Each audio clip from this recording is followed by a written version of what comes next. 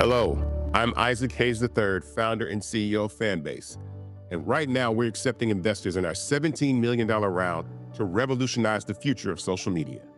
Today, for just $399, you can own 60 shares of stock in Fanbase at $665 a share. Go to startengine.com/fanbase and invest today. While the big platforms have grown too massive and disconnected from their users, Fanbase is building a platform where creators and users truly come first. We've already raised $8.6 million from everyday investors who believe in this vision, and now you can join them. This is your chance to invest in a social media tech company with over 1 million users that is disrupting media by allowing anyone to reach all of their following and monetize their content from day one. The market is changing, big platforms are failing to serve their users, and Fanbase is stepping up to fill the gap. Don't wait until it's too late. Invest now. Invest for yourself and your future. Go to startengine.com/fanbase and own the future of social media.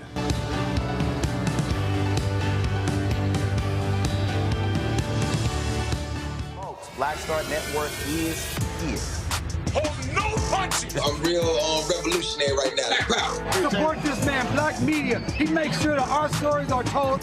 Thank you for being the voice of Black America, Roland. Stay black. I love y'all. All momentum we have now, we have to keep this going. The video looks phenomenal. See, this difference between Black Star Network and Black-owned media and something like CNN. You can't be Black-owned media and be scared. It's time to be smart. Bring your eyeballs home. You dig?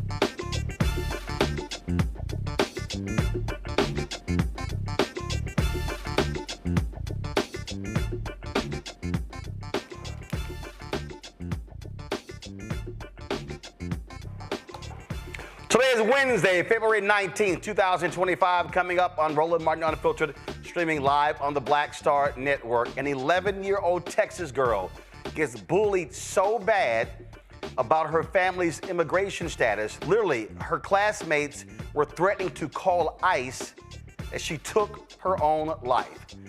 Trump's Department of Justice fired multiple immigration judges, but I thought that their focus was on immigration, causing more disorganization in an already backlogged system. We'll talk to one of those fired judges.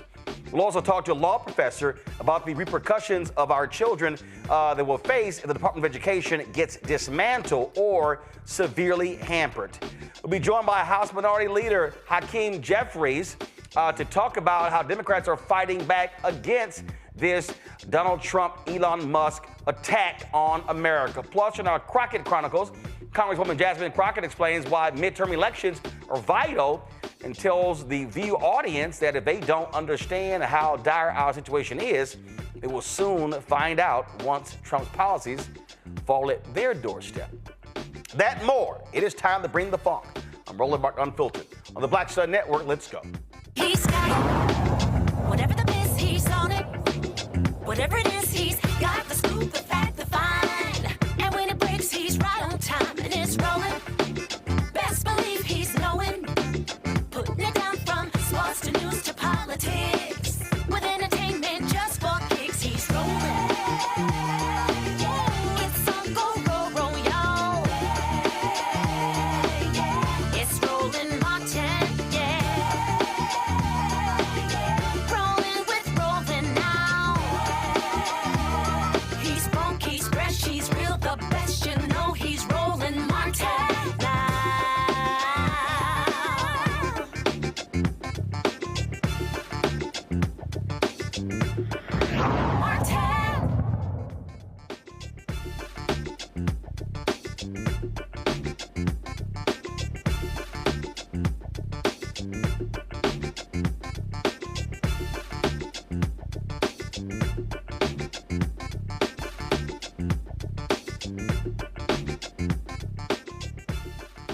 How many times have we told you that the crazy plans of Donald Trump and Elon Musk are all about causing discord, causing drama, as well as nothing but destruction, and they don't care who they impact? Well, guess what? One of the biggest issues is that how they are firing people left and right, impacting families as well. And so what you see is them firing a massive number of federal workers, making no effort to actually study what they do and what they accomplish. This weekend, 20 immigration judges were fired with no explanation. Folks, already there's a backlog of more than 3.7 million cases in our immigration courts, and it already takes years for people to have their cases heard. So instead of adding judges, these idiots just went ahead and fired them. Joining us now, one of those immigration judges, Carrie Doyle. She joins us now. Glad to have you on the show, Carrie. So first of all, explain what happened here. Did you get an email? Did you get a phone call? Was it one of those two-line sentences that said, okay, you're gone, that's it, don't come in? Hi, Roland. Happy to be with you. I received an email on late Friday afternoon, about 3:50. I was observing court as part of my training. The judge was finishing up their decision, and I had my laptop open and following the case and got an email with an attachment, and I saw the title of the attachment was terminated. So it actually was 2 paragraphs, but there was really no explanation other than them saying, the acting director saying it was no longer in the interest of the agency that I continue with my employment. Okay, that's actually confusing considering that they're talking about people should come in the country the right way. You're an immigration judge. For people who don't understand what you do, explain what an immigration judge does. Sure. And you're absolutely right, and we'll get to that. But an immigration judge hears cases for any immigrant that's applying for relief. And what that often means is filing for asylum, which is for people who would be protected, who would be persecuted or severely harmed if they were sent to their home country. People also file for green cards, permanent resident status in front of an immigration judge. And we also have the authority to terminate a case if immigration has put someone in front of an immigration judge improperly.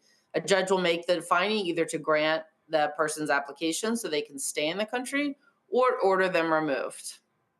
All right, and for those who don't understand, this has been the long-standing practice. This is the policy in terms of how people legally file to come into the United States. Well, absolutely. Once you're here, if you have a claim to stay, often that's adjudicated by an immigration judge, particularly if you've been stopped by immigration at some point. They will usually write up some paperwork and have you see an immigration judge. And to your point, there's currently 3.7 million cases pending before the national immigration courts, with this administration focusing on the arrest and removal of everybody that they can find. Those numbers will only increase.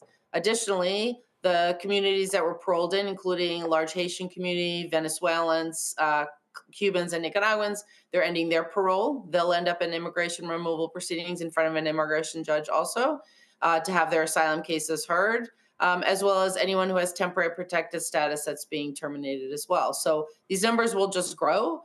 And as you point out, the hypocrisy of then firing some of the newest immigration judges really makes no sense. And I have really no rational or logical explanation for what happened. How many immigration judges are there in the United States? There are about 700 immigration judges nationwide. Each judge hears between 500 and 700 cases a year.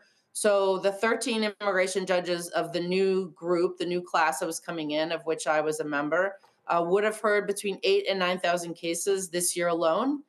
If our training program, which got canceled early on in January, if that had gone forward, we would have been had our formal ceremony of being sworn in. We get sworn in on day one and start the training, but we would have had the formal pomp and circumstance on Friday the 14th.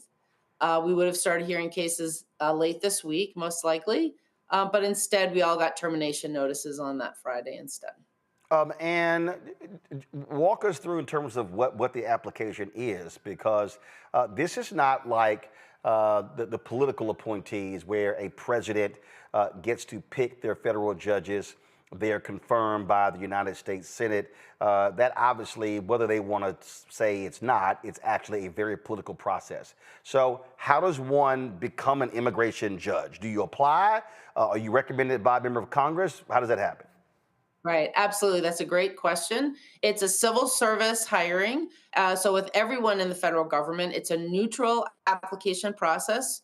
You're hired as an employee of the Department of Justice and the immigration courts. It's completely neutral. You have panels of interviewers that interview you. They're not allowed to ask, nor did they ask any questions about your political affiliations.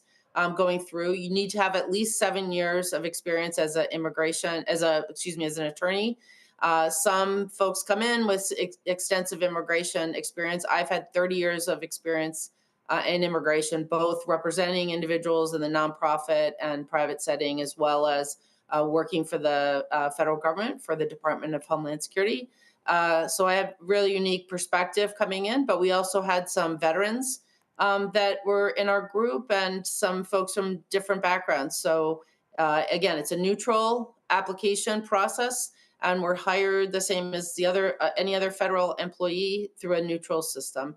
And in fact, they are not allowed to ask about your political affiliations or questions in that regard. So they're not allowed to ask for that. What were you doing before you wanted to become an immigration judge? So I was the principal prosecutor for Immigration Customs Enforcement. I was the general counsel, also called the principal legal advisor. So I oversaw 1,500 prosecutors and attorneys out in the field who prosecute the immigration cases. And we also have attorneys in headquarters. And then I also served as a deputy general counsel in the Department of Homeland Security. So I worked on a number of the regulations and the border bill, for example. There was a bipartisan border bill that was proposed and accepted about a year ago. that this incoming president then blew up that agreement, and the bill never became law. That would have put a lot of resources into the border, into the immigration courts, and fixed some of the serious problems that exist in our broken immigration system. So, again, this is speculation or what you've heard. I mean, do you believe that what the desire here is to appoint hardcore MAGA judges?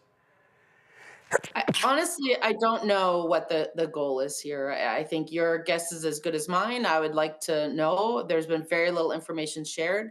As I explained, I mean, our group, the cohort of judges that were coming in, were quite mixed. A number of them were immigration prosecutors, which in the past, when administrations have wanted to focus on being tough on immigrants or being a little more strict, those would be the hires that they would focus on. And so there's been a desire to have a broader group of people coming in.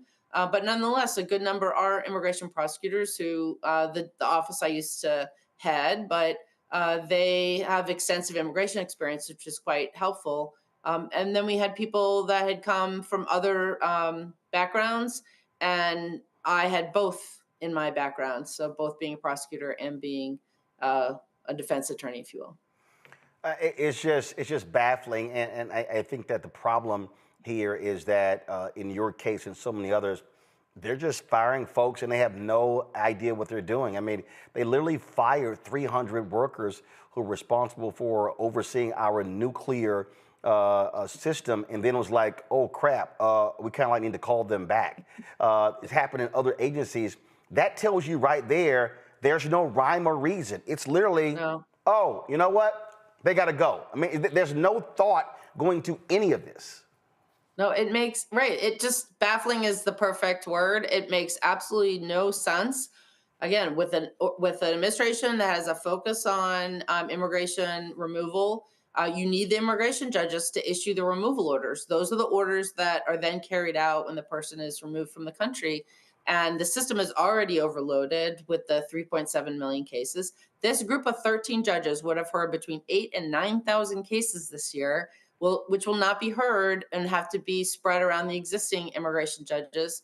It just really makes absolutely no sense. And I just can't imagine what the thought process is if they continue. I just hope I'm only the last and not the first of the group that will be fired, because if they start firing more judges and the probationary judges, the court I was in will collapse. There will only be one, maybe two judges left there. And it was stood up to take the backlog off the Boston Immigration Court, which was one of the largest backlogs in the country. And they're just struggling and they need the help. And meanwhile, the Department of Justice is asking for more money to hire more judges. So I'm sorry. Trump's DOJ is asking for more money to fire more judges, and they just fired some judges. Yes, in their budget, they're asking for more money for judges, yes. Absolutely baffling. You obviously had left your previous job, so right now you're out of a job.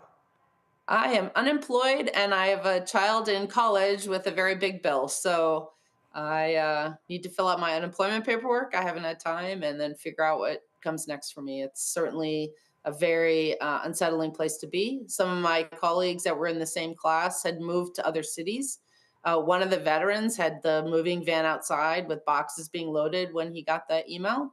A number of them are in states where they don't have their bar licenses, because as immigration lawyer or immigration judge, you just need to be licensed because you're doing federal law. So the options for them to even get new employment are pretty limited. People really change their lives for these kind of jobs. They want to serve the public.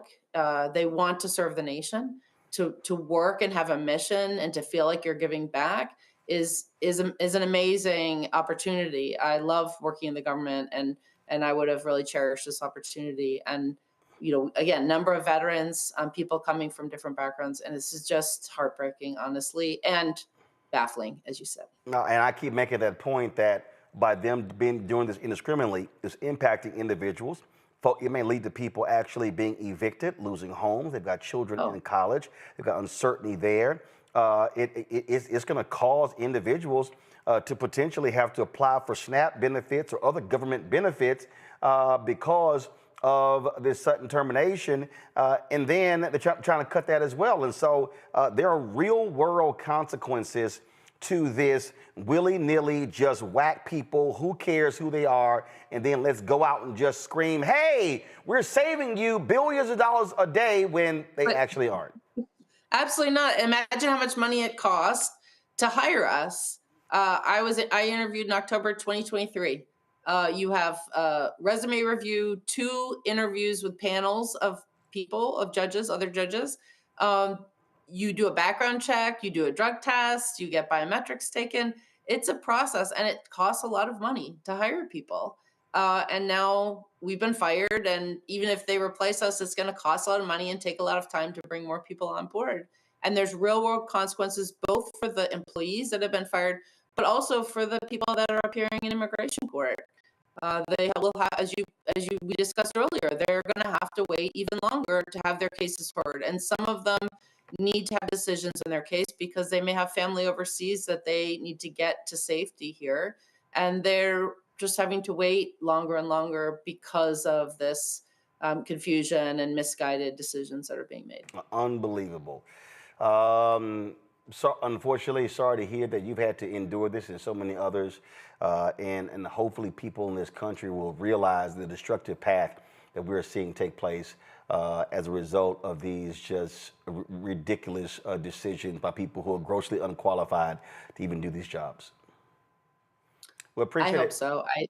Very much. I appreciate your time. Thank you very much, folks. Evening. The story out of Texas is stunning and shocking. 11-year-old Texas schoolgirl Jocelyn Rojo Carranza took her own life after enduring relentless bullying from classmates in her 6th grade who threatened to call ICE on her family. Latino Times reports that some kids told her that once her family was deported, she'd be left here all alone. And to be clear, there's no evidence that her family is here illegally. Jocelyn's tragic death comes as the Trump administration doubles down on deportations, targeting immigrant communities at an alarming rate. Now we're seeing even more aggressive moves. This is just unbelievable. Guys, pull up the video of Congressman Mike Lawler. Congressman Mike Lawler out of New York. There was a meeting taking place, and this is exactly what I'm talking about, where he literally challenged the immigration status of an elected official. I want y'all to listen to this video. Somebody that looks like me, right, is approached by ICE. What would your immediate expectation would be for me to do? What should I carry on me to demonstrate that this immigrant is the vice chairman of this board? Well, like every other person that is engaged by law enforcement, if you are asked for information, cooperate. I wouldn't expect you as I don't know, I assume you're a citizen, maybe you're not, maybe you're, but. You're not. Unbelievable. Well, you're telling me about ICE. You're telling me about ICE approaching. Passport on you, Jose. But that's the point that I'm making. I'm sorry. Yeah, but that is the point that I'm making. Around with your birth certificate, you know. I don't. Do you? I don't, and I am a citizen. Otherwise, I wouldn't be duly elected to serve on this board. So that's what I'm saying. At least represent the wishes of the local government that you represent, and that's the point that I'm making. I didn't realize that you didn't know that in order to be elected, you have to be a citizen. But in order to vote, you have to be a citizen. Okay, I just want everybody to understand. The man who was talking, go to my iPad, he was Jose Alvarado, the vice chair of the Westchester County Board of Legislators, a constituent of Mike Lawler. And so why is this important? Because here's Mike Lawler, a white man, telling a Latino man, hey, if ICE comes up, you should comply. The only reason ICE would approach this man, Jose Alvarado, is because of the color of his skin. Because, and this is what people are talking about, that you're going to be unleashing law enforcement across this country, just willy-nilly walking up to people, hey, show me your papers. As Alvarado said, I don't walk around carrying my birth certificate, do you? Lawler goes, no, because Lawler's a white man. This is what we're talking about here, is exactly what happened in South Africa when black South Africans had to carry a passbook and they would have to show their papers on demand. That's what led to the Polaroid Revolutionary Workers Party, the black Polaroid workers, Ken Williams, Carolyn Williams, when they realized that Polaroid was making the actual documents. And it was that group, the Polaroid Revolutionary Workers, they're the ones who actually started the divestment campaign against South Africa. What we are seeing is, we're seeing racism being unleashed against people. And let me be real clear. To all y'all black folks who are watching, who are saying, well, guess what? They should leave. It applies to you as well. Because if they think that you look like you're from Bermuda or from Haiti or from Jamaica or from any African nation, they have the right to stop you and say, show me your papers. So I need everybody to understand, this is not only applying to Latinos, because Latinos are not the only people. The people coming in this country who are undocumented, they're not just Venezuelan, Colombian, Mexican, from Latin American countries. No. Do y'all realize a country that actually sends a significant number of undocumented people to the country? India. So now we're talking about Indians, black people. What we're talking about is nonsensical we're witnessing in this country. Joy Cheney, founder of Joy Strategies out of D.C., Dr. Zachary Kirk, educator and content creator out of Atlanta, political sis, social media, political activist from Knightdale, North Carolina. Political sis, I'm going to start with you. People just don't understand. This is significant what they're doing. We cannot ignore this reality. This is a racialized attack. After y'all make this round of comments, I'm going to bring a guest in who's the author of a book, The South's Long War on Black Literacy. This is, and I have been saying this, I have been yelling this since 2009 for 16 years, that what we have, I said then we are in the beginning stages of white minority resistance. What this is white nationalism and white supremacy. It is attack on black people, on people of color. Yeah, go ahead and get your papers. Have your passports out, have your birth certificates out, because that's where we're at. I don't understand why black people doesn't realize that this does apply to them. We saw how they treated the Haitian people, so be ready. I'm black. I better have my papers out, because I could be walking to work. Next thing I know, they're coming up on me, and I was born and raised here in North Carolina. I'm a citizen. I don't believe you. They take and snatch me up. It applies to all dark-skinned people, including Indians, yes. Yeah, this is about, if you're non-white, yeah, you're good. And Zachary, if you are a white Latino and they look at you like, hey, you don't look like one of them, you're good. That's essentially the black people who passed for white during Jim Crow. It's exactly the same thing. And it's just such a heartbreaking, like when you brought up the story of the little girl in Texas, and it just broke my heart. Like that whole story has just really captivated me, because that is the result of the hatred that is being perpetuated by the entire MAGA movement. And it illustrates that hatred is continuing down through generations. They have unleashed, or they are perpetrating a type of infestation in this country that's going to take generations to root out, that we're not even beginning to address. It's heartbreaking. Joy, this is 6 years we had this show. It'll be 7 years in September. We have been warning people that this is the case. All of that talk on Fox News and conservative radio and conservative digital spaces, great replacement theory. We saw in 2021, it was attacks on Black Lives Matter. 2022, it was CRT. 2023, it was woke. 2024, it's DEI.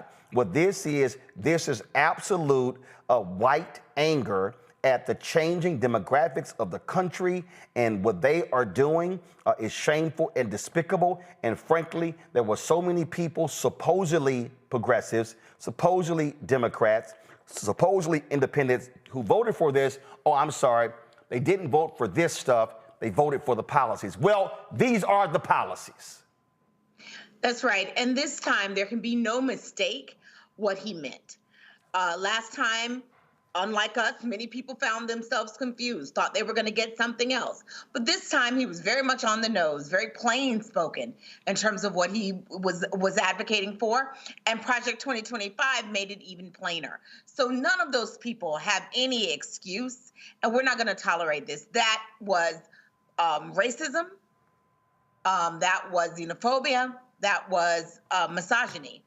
That drove their vote, and how we are here. This is whitewash, and we know what it is. And so, we have to begin naming it, because for some of our white friends, they have a fantasy of themselves that is not, they don't think of themselves as Bull Connor. They don't think of themselves as the person who would be screaming at a Ruby Ridges. They see themselves in a better light. And what we have to remind them is, no, you are that person in history. You will be that person for your own children. And just as a moment of personal privilege, my stepson is Afro-Latino.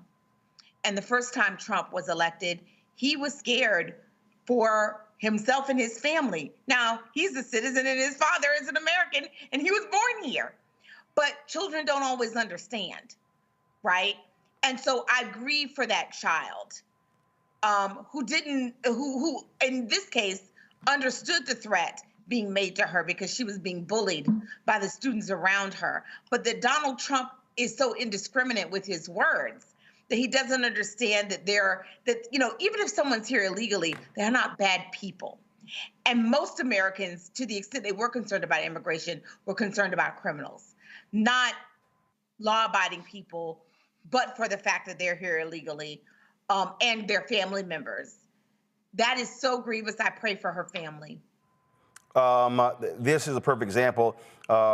Texas State Representative Armando Wale, a Democrat from Houston. This was 2023, where he went off on fellow Republicans over bills of things such as this here. Watch this. You're my friend, man. All these cowards. But this hurts. Shit that happens only. I can't go hang out with I can't drive my brother, my cousin. Okay? I can't take them anywhere, bro. I can't go to a boiler. I can't go to a baptism because my community is being attacked. Y'all don't understand. Dude, hurts our community. It hurts us personally, bro. Could have just let us It hurts us. Just let us debate it. It hurts us to our. You're my friend, they actually don't care, and this is what we're seeing. And every Democrat in the country should be talking about that little girl. And this is what happens when you unleash this kind of stuff. These children listen to their parents, listen to what's on television, and they repeat that crap in schools. This girl is dead because they threatened to call ICE on her family, and that is diabolical. And that should not be happening in this country, but it is. It's happening every single place in America. I'm going to a break. We come back. We're going to talk about the consistent attack on black folks and black books, black authors. Y'all, this is absolute. I called it in my book, White Fear, how the brownie of America is making white folks lose their minds. I keep telling people what's going on. And we're going to talk to a book author next who breaks down how this is not new when it comes to white supremacists from the South. You're watching Roland Martin Unfiltered on the Black Star Network.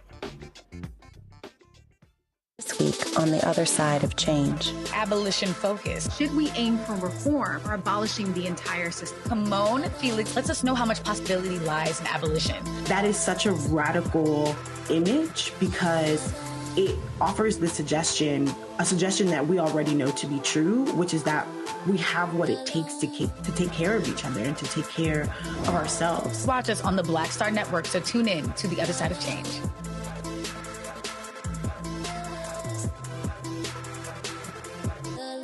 On the next A Balanced Life with me, Dr. Jackie, think about for a moment some of those icky behaviors that you display every now and then. Are you a petty Betty or a crabby Kathy?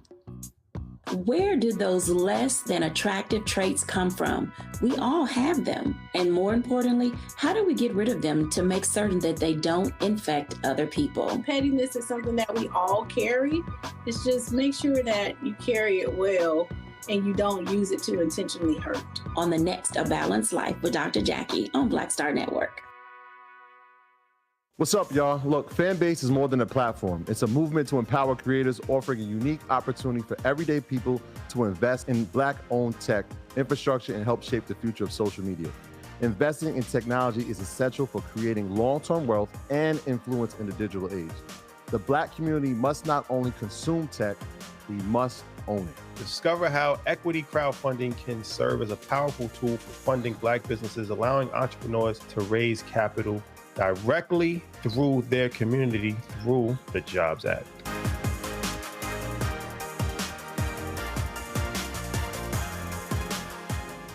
Carl Payne pretending to be Roland Martin. Holla!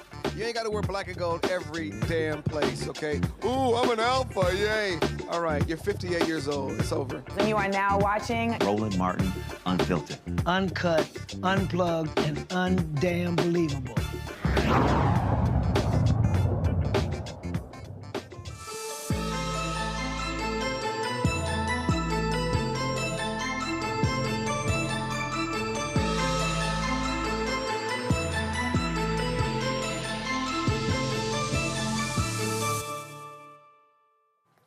Folks, we've talked a lot about what we have seen from the attacks on the right, especially when it comes to education, the book bans all across this nation. If you go back to 2022, remember I was just talking about how Black Lives Matter was being attacked in 2021.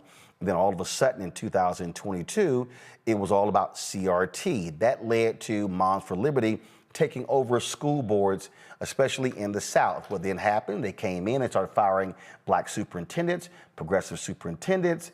They began to dismantle all sorts of programs. They began to target books, Black book authors. Then all of a sudden you saw laws passed in Florida, South Carolina, all across the South. Well, first of all, this ain't new. This has been going on in the United States for forever. My next guest has a book called Dangerous Learning, The South's Long War on Black Literacy. Derek Black joins us right now. He's a professor of law at the University of South Carolina.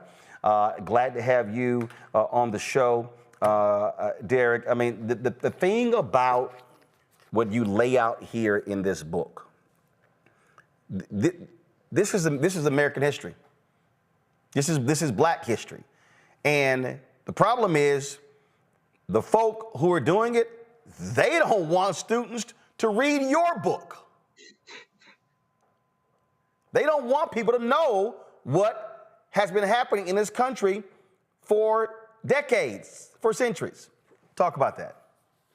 Yeah, I mean, I think there's an interesting part of this history, which is there's this assumption by a lot of folks that Black literacy, Black reading and writing was always criminalized during slavery. And what I talk about in this story is actually there were Black schools in Charleston, South Carolina. There were Black schools in Savannah, Georgia in the late 1700s and early 1800s. And it wasn't really until Black people demonstrated the power of literacy. They started using that literacy to fight back that it became dangerous. And at that point, that's when you see the South begin to close in.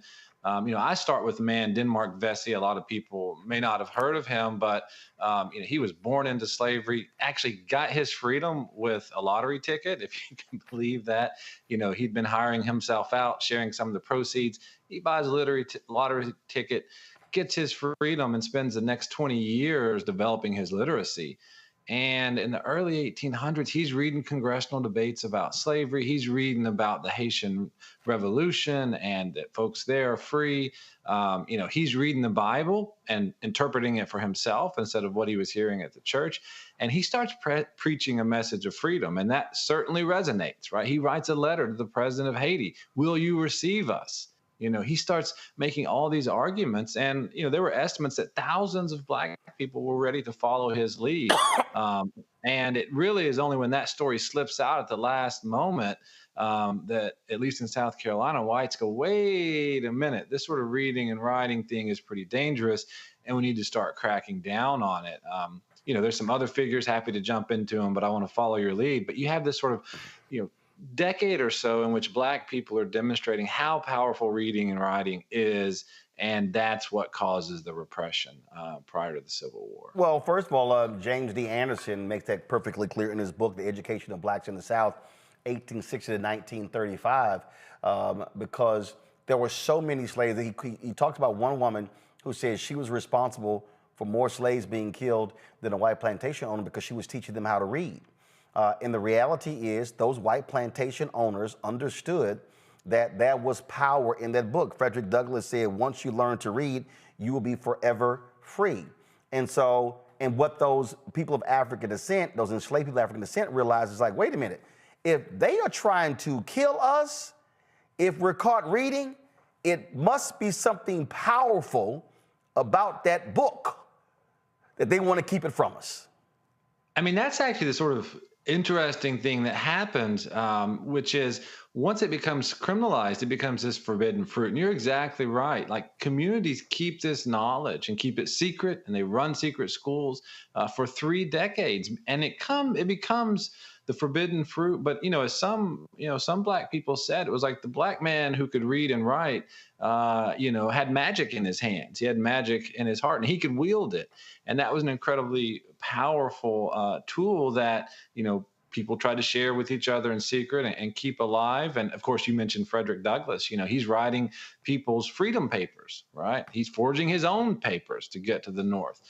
Susie King in Savannah, it's kind of interesting. She was part of these secret schools for 3 decades there. And she said, actually, Black folks got to move around, at least the ones that were close to her, with some level of relative freedom in Savannah because they thought no one who was Black could read and write, and she's writing passes for them. So all you had to do was go to Susie King, get her to write you a pass, and folks would go on about their business in the evenings. And of course, the interesting part is this is all happening right under the nose of the white community, and they don't have a clue about it because they thought, they passed the laws and that was that.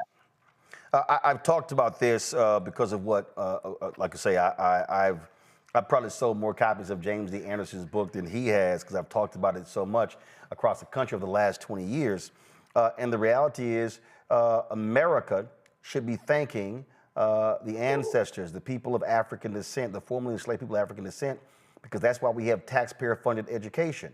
And what we're now seeing is, because that didn't exist until Reconstruction, it didn't exist until those Black people were elected to the state legislature in South Carolina and other states, and they put it in the state constitution. And then when Jim Crow came, they got rid of a lot of stuff. They kept that.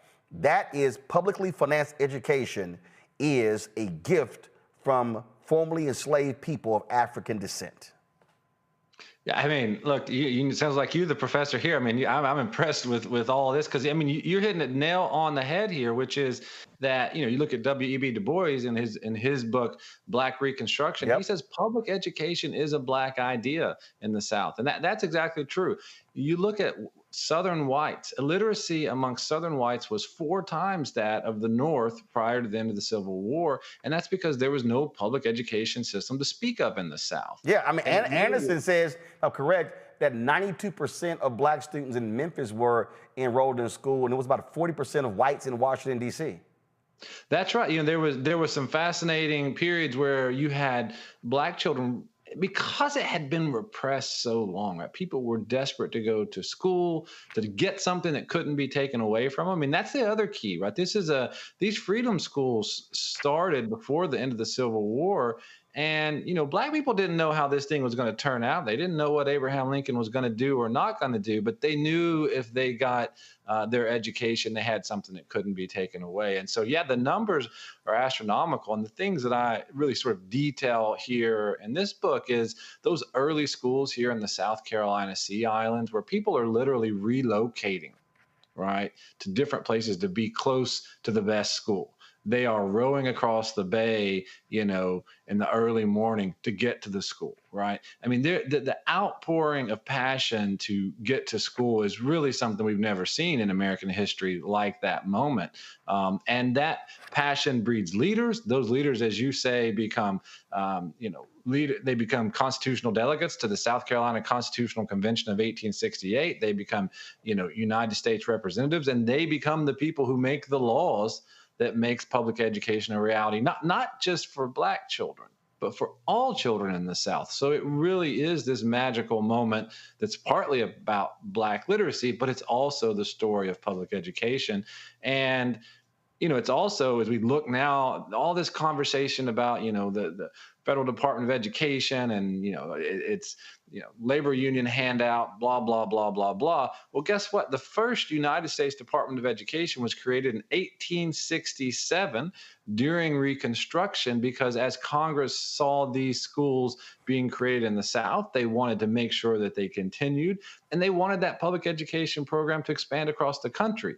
So the Department of Education actually dates back to Black freedom and public education for low-income white children in America. It's not some sort of fanciful idea that was dreamt up in 1979 by Jimmy Carter and the teachers unions.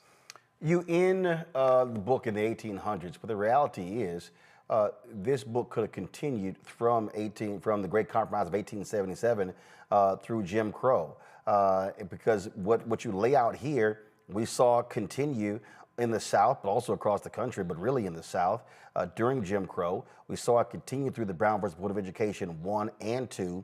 And you can actually take this thing through the 70s, 80s, 90s, because we never actually stopped fighting the Civil War, because even what you see right now, literally there's an attack. I mean, you say the South's long war on Black literacy.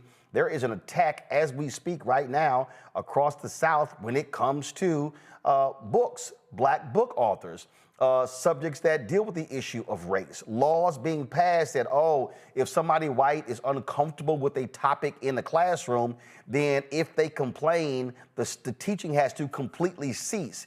These are laws that were passed in Florida. So this long war didn't stop in the 1800s. It's present today.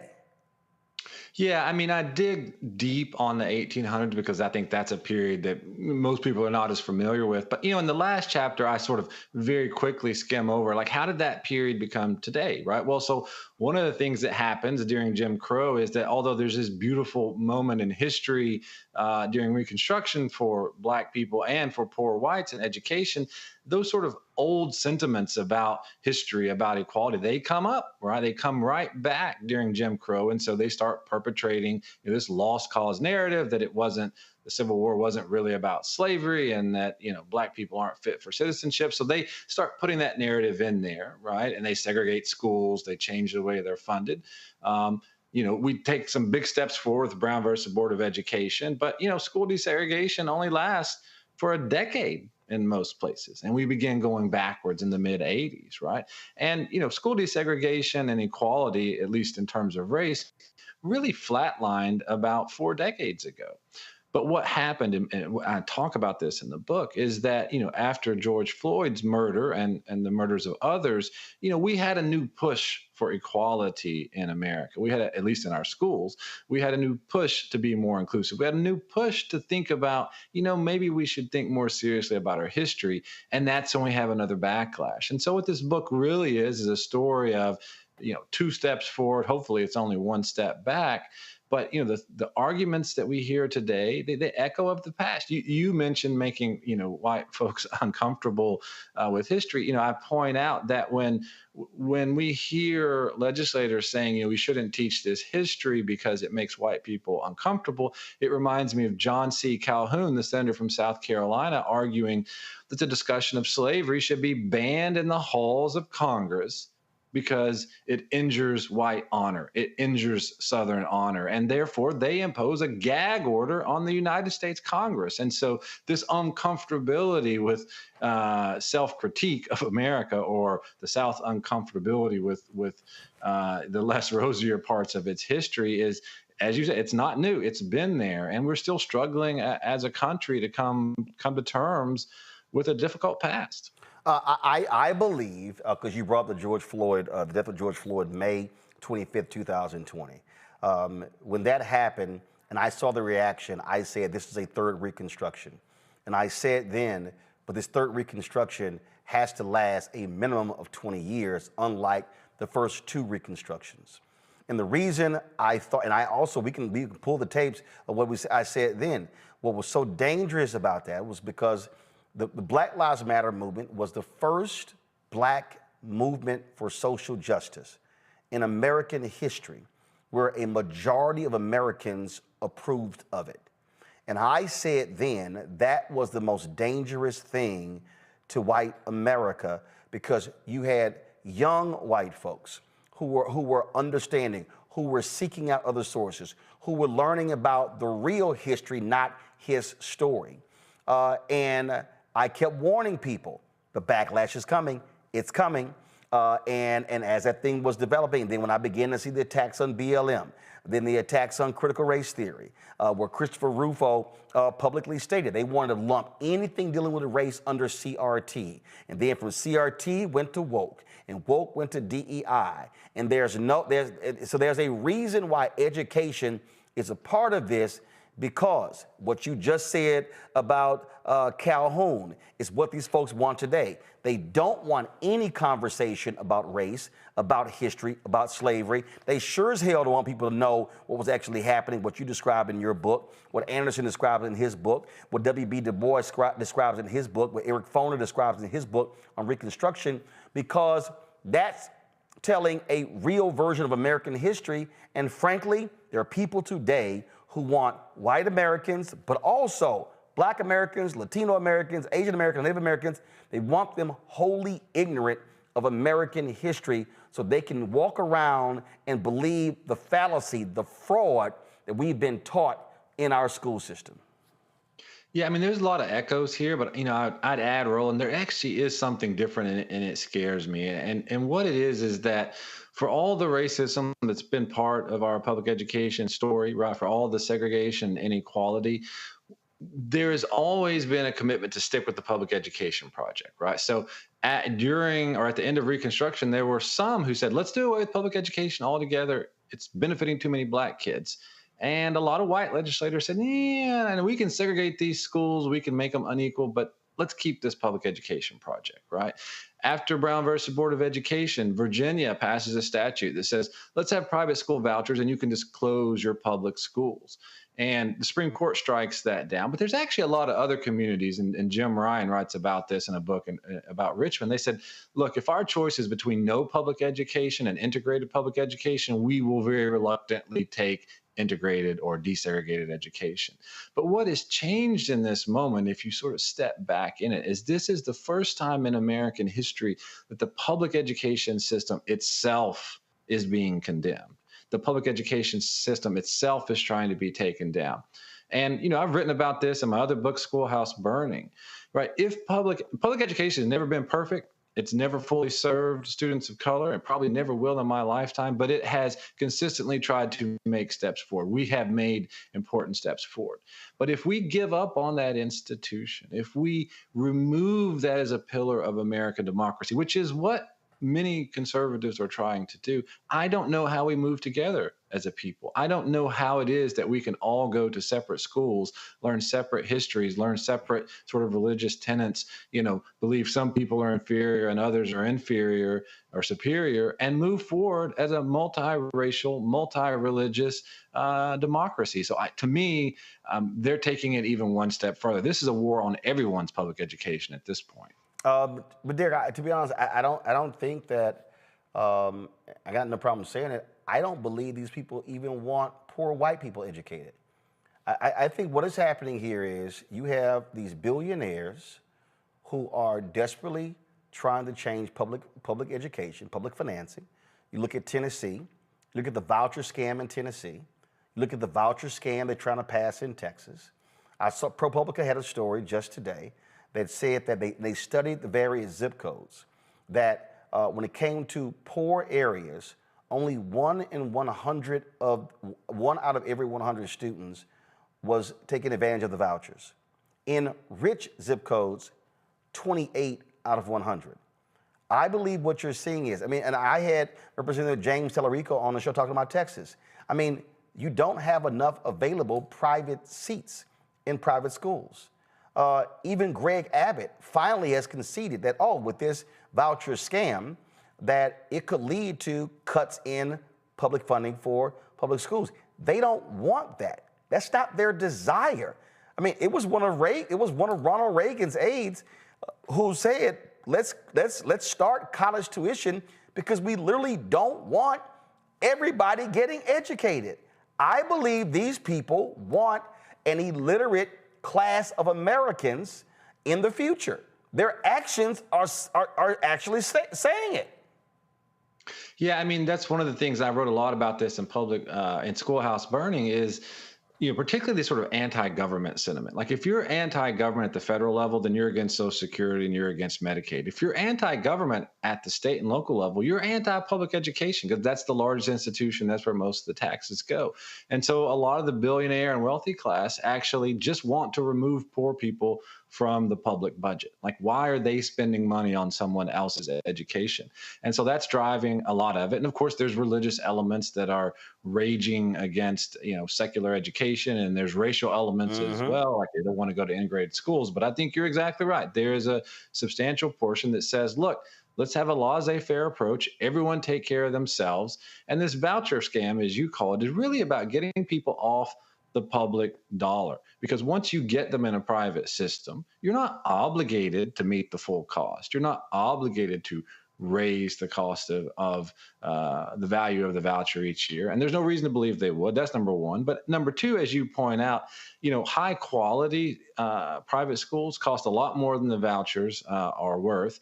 And they're not interested in educating low income students. And this is one of the sort of basic points I try to make is if what happens is that all the wealthy families end up going to private school and get some partial voucher. And we have public schools where the only people remaining there are low-income children.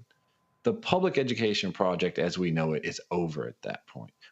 Back in the 1800s, we had what we called pauper schools, which were just sort of for the poor and neglected children. And it never worked well, right? To the extent our public schools have been a success, it is because they are community schools. It is because they serve everyone. And what we are moving towards with the privatization of education are two entirely systems. One public that doesn't do a very good job, that no one cares about, and then some tax benefits, some tax write-offs for those who go to private school. And I think that's a democratic disaster. Questions from my panel. Zachary, you're first. So this is brilliant. I really appreciate this. I can't wait to get the book as someone who's done 17 years in public education. I'm loving it.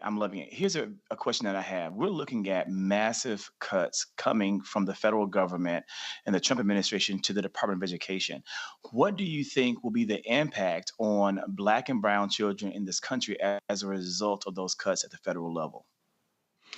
Yeah, one thing I worry about, so one thing they're talking about is block granting the money. right? Which is to say the states can take it and spend it however they want. So the way that federal dollar comes out right now is that you can only spend it on low-income students, and so it has to go to those schools.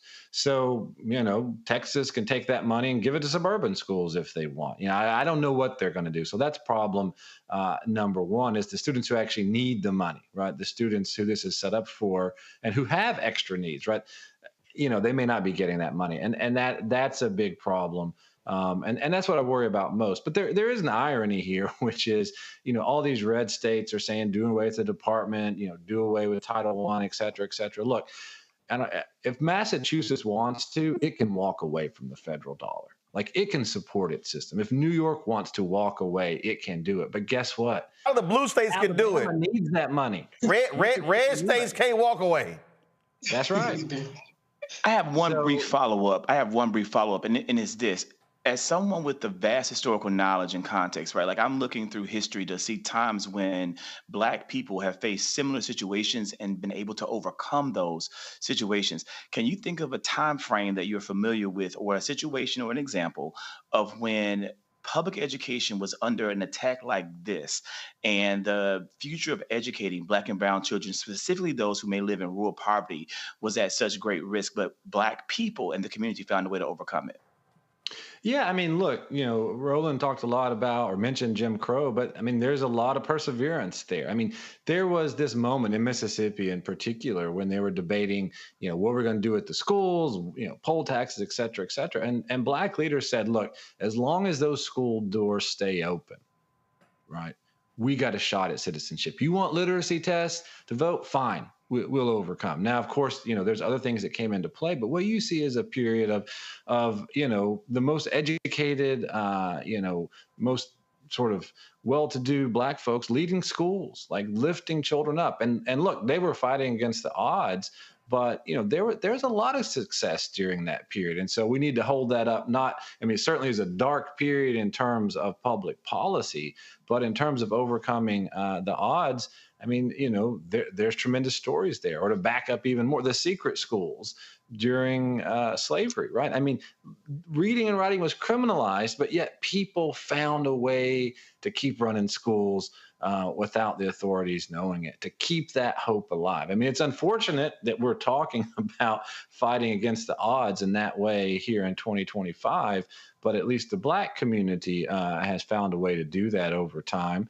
And, you might have noticed that when the CRT stuff first started happening in Florida, there were religious communities that said, look, we're going to have freedom school on Saturday and Sunday. The church is going to do it. So whatever you're taking out of the public school, we're putting it back in on Saturday and Sunday. Joy. So there are so many things I could talk about here, but I know we're short on time. Let me just challenge you on one thing. One of the reasons why we are seeing the attacks be more effective on public education is because, frankly, we have a generation of parents who were poorly educated by the public education system. And so they're looking at it and they're saying, what's my child getting from it? White parents, Black parents, Latino parents, Asian American parents, et cetera. What do we do about that? Because I do think you're right. This time feels different. And I think that one of the things that feels different is that people have their own experience. And we don't want to be Democrats who are being tone deaf and saying, let's bring back a public education system that people think has failed them. Yeah. So a couple of things. I mean, let's stipulate right now that there's been no period in history in which our public schools have fully met the needs of poor children or Black children. Right? That's a given. But I mean, I guess I would push back on this sense of disappointment. Look at election night this past November. And in Kentucky, where Donald Trump collected 64% of the vote, there was a school choice bill on the statewide referendum to change the Constitution to allow this privatization. And guess what? In that Republican state, 66% of Kentucky folks voted against it, right? So more people voted against the privatization of education in Kentucky than voted for Donald Trump. Same story in Oklahoma on that same night. I'm sorry, Nebraska on that same night. We've been talking about Texas on here. Look, Greg Abbott held 4 special sessions and refused to allow the legislature to go home because it wouldn't pass a voucher bill. That's where rural Republicans stood on this issue. So what did he do? What did the billionaires do? They primaried every rural, these are rural white Republicans, to kick them out of the Republican Party in the state of Texas. Yep. So what we really have is a small group of political, well-moneyed folks that are spinning this narrative, raising money off of it, passing bills. But I don't think this is what regular folks want, regardless of political party. No, they don't. But that's also what happens when people don't vote, when they actually sit elections out. When 90 million people don't vote in the federal election, then that's what you actually see. Political sis, real quick, go ahead.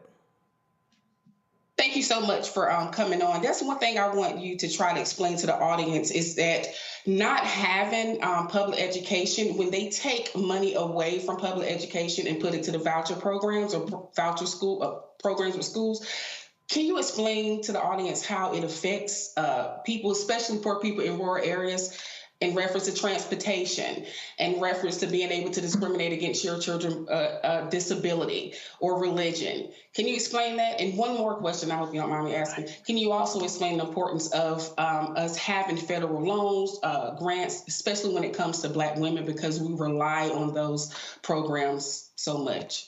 Thank you. Well, you threw a lot at me. I'm going to try to get some of it. You may have to follow up what I missed. but let me say that, I mean, first of all, just because 10 kids leave or 20 kids leave on a voucher from a public school doesn't mean the cost goes down, right? So number one, those schools still got to run the same bus routes, same number of lights it got to be on, same number of teachers. The heating bill is the same. So, you lose 20, 30, 40, 50 kids and you lose $200,000, $300,000, $400,000, your bills are still the same. So the public school has to make a choice. Is it going to cut services or raise taxes? So that's where we're at on that. On the private side, and I'm glad you raised it because we haven't talked about it, we're talking about taking public dollars and sending them to private institutions where there are no protections. As one of my colleagues at the Southern Poverty Law Center said about 4 years ago, the further our children get away from the public school, the less we can protect them. There is no protection for sexual assault. There is no protection for sexual discrimination. There is no protection for racial discrimination. There is no protection for disability discrimination. There is no protection for religious discrimination, right? So, and I'm not saying all private schools are doing that. But what I am saying is even if you were okay with this sort of voucher scam, as Roland called it, like there ought to be some protections. This is public money, and we ought not be giving our money, our public tax dollars, to institutions that discriminate. And when you raise this in the state house, they scream and holler, no, we can't do that, private choice, and let the parents decide. I mean, I'm not okay with parents deciding to discriminate against other children. To me, that's just sort of a non-negotiable. But that's what we're doing with a lot of these private dollars. Indeed. For the folks who are watching, the book is called Dangerous Learning, The South's Long War on Black Literacy. Derek Black is the author. Derek, glad to have you on the show. Thank you very much. Thank you. Folks, we come back, more to talk about the craziness happening in this country. We're also going to be joined by the Democratic House Leader, Congressman Hakeem Jeffries. What is his plan to combat BAGA? I'll ask him directly right here on Roland Martin Unfiltered on the Black Star Network. Don't forget to support the work that we do. Join our Bring the Funk fan club. The goal is to get 20,000 of our fans contributing on average $50 each. It comes out to $4.19 a month, 13 cents a day. And so when you support us, that's what it matters. And so if you want to give to us via Cash App, use the Stripe QR code. It's right here. If you're listening, go to blackstarnetwork.com for it. You can also contribute to us via check and money order. P.O. Box 57196, Washington, D.C., 20037-0196. PayPal, R. Martin Unfiltered. Venmo is RM Unfiltered. Zelle, Roland at RolandSMartin.com. Roland at RolandMartinUnfiltered.com. And don't forget to get our Roland Martin Unfiltered merchandise. That's right. Get that merchandise. Hashtag we try to tell you, FAFO 2025. And another shirt, don't blame me. I voted for the black woman. Go to rolandmartin.creator-spring.com or go to theblackstarnetwork.com. I'll be right back. This week on the other side of change. Abolition focus. Should we aim for reform or abolishing the entire system? Kimon Felix lets us know how much possibility lies in abolition. That is such a radical image because it offers the suggestion, a suggestion that we already know to be true, which is that we have what it takes to take care of each other and to take care of ourselves. Watch us on the Black Star Network, so tune in to the other side of change. On the next Get Wealthy with me, Deborah Owens, America's Wealth Coach, you'll learn how wealth begins at home and how it can set the right path and the right course. Wealth building, specifically in the Black community, is about making sure that we have assets that can last beyond our lifetime. That's right here on Get Wealthy, only on Black Star Network. This is Tamala Mann. And this is David Mann. And you're watching Roland Martin Unfiltered.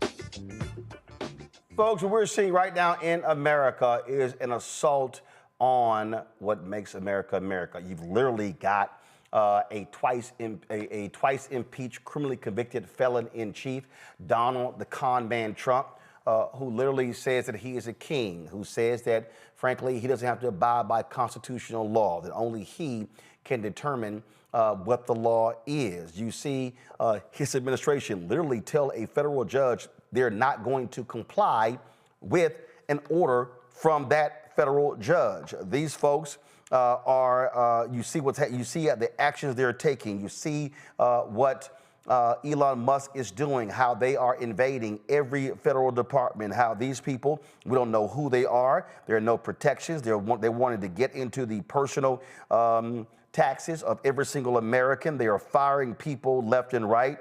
No rhyme or reason for any of their actions. People are demanding change. People are saying, what do we do to stop this? I have traveled around this country and I consistently hear people saying, what's going to happen? Where's Black leadership? Where's Democratic leadership? Can this be stopped? What do we do? Because what we are seeing is a constitutional crisis and assault on this country. Well, joining us right now is the Democratic leader, Congresswoman Hakeem Jeffries of New York. Congressman, glad to have you here. It's a lot I want to get to, but first and foremost, this is what I hear. I hear this constantly. People keep asking me. I was in San Francisco for the NBA All-Star game last week. They said, what the hell are Democrats doing? Are they fighting back? What is the plan? Good evening, Roland. Great to be with you. Thanks for all that you do and bringing the information straight to the people in a clear and compelling manner. Look, the Trump administration's strategy is clear. They want to flood the zone, and they've unleashed this parade of horribles on the American people as part of a deliberate attempt to try to disorient and discourage and depress people throughout America. And it's incumbent upon all of us to make it clear, look, we know it's an all-hands-on-deck effort. We're pushing back in the Congress. We're pushing back in the courts. We're pushing back in communities all across America. And we're going to have to do it day after day, week after week, month after month, until we get the country through this moment. But the notion that this is all inevitable and that Donald Trump is simply going to steamroll the country is belied by the facts. There have been more than 75 different lawsuits filed in federal courts all across the nation related to at least 25 different unlawful and unconstitutional executive orders or administrative actions taken by Donald Trump. And we're winning in court. Donald Trump is losing. That's going to have to hold. We're going to have to continue to follow the process all the way through to the end. But we're winning in court. We're not losing. He's losing. In terms of the community and making sure that we can bring the information directly to everyday Americans on the ground, in town hall meetings, at rallies, in the living room, on social media, and in every possible way, it's going to be critically important for us to continue to press forward in that regard. Abraham Lincoln once made the observation that public sentiment is everything. With it, nothing can fail. Without it, nothing can succeed. we are engaged in an effort to make sure that public sentiment pushes back aggressively against Donald Trump. When you say public sentiment, does that mean, is the goal to amplify these stories we hear? The federal worker whose wife was pregnant, who couldn't get a medevac because of the cuts, the 71-year-old woman from Myanmar who died in a refugee camp in Thailand because she couldn't get her oxygen that was being paid for by USAID for a hospital there. We just did the story of the 11-year-old girl in Texas who took her own life because she was being bullied by classmates who said that they were going to call ICE on her family. They were going to be taken and she was going to be left here alone. We even played a video of one of your colleagues, Congressman Mike Lawler from your home state, who literally talking to a Latino legislator in Westchester County, where he was like, well, hey, if ICE comes up to you, you need to comply. And the guy was like, what are you talking about? I'm an American citizen. So what we have is we have a visceral attack on people of color, on black people, on Latino people, and you've got, frankly, some Democrats who are like, hey, we're spending too much time talking about diversity and things along those lines. The elevation of these stories is going to be critically important because at the end of the day, the far-right extremism that is being unleashed on the American people has real-life consequences for everyday Americans in our community and in communities all across the nation. And we've got to elevate these stories, continue to tell these stories, and do so relentlessly, exceeding the intensity by which these unlawful executive actions are being unleashed on the American people. And that's what we will continue to do. We're thankful for the work, Roland, that you've been doing in that regard, and it's going to be necessary. Look, the central scheme that is taking place here is that Donald Trump and Republicans consistently promised to lower the high cost of living for everyday Americans. We recognize that housing costs are too high, grocery costs are too high, childcare costs are too high, utility costs are too high, and insurance costs are too high. America is too expensive for far too many people. That should not be the case in the wealthiest country in the history of the world. Things need to change. Republicans promised to try to address the high cost of living, but they don't have a single bill, a single idea, a single initiative related to making America more affordable. Why? Because it was all a bait and switch. At the end of the day, what they really want to do is pass a budget that provides massive tax cuts for their billionaire donors and wealthy corporations. And then the third part of the scheme is to stick working class Americans, communities of color, and everyday Americans, including children, people with disabilities, and seniors with the bill by doing things like decimating Medicaid. Obviously, they want to, first of all, last night on Fox News, Donald Trump said there'll be no touching Medicaid and Medicare, Social Security. But then today he endorsed the House Republicans' bill. Are Democrats going to, obviously there's going to be a lot of pressure on their side when it comes to that bill. Are Democrats, are you going to tell your caucus, we're not going to lift a finger? Y'all want to pass that crap, you're on your own? Or do y'all plan to offer amendments and things along those lines? Some people are saying that the position of Democrats should be, no, if y'all want to pass that, you must do it with your votes. Don't look to anybody on our side for any votes to help you pass this massive tax cut for the rich. What's your strategy? The budget committee that took place last week, which advanced their budget proposal, every single Democrat participated in that 12-hour committee hearing. And at the end of the day, when the vote was called, every single Democrat voted against the GOP tax scam.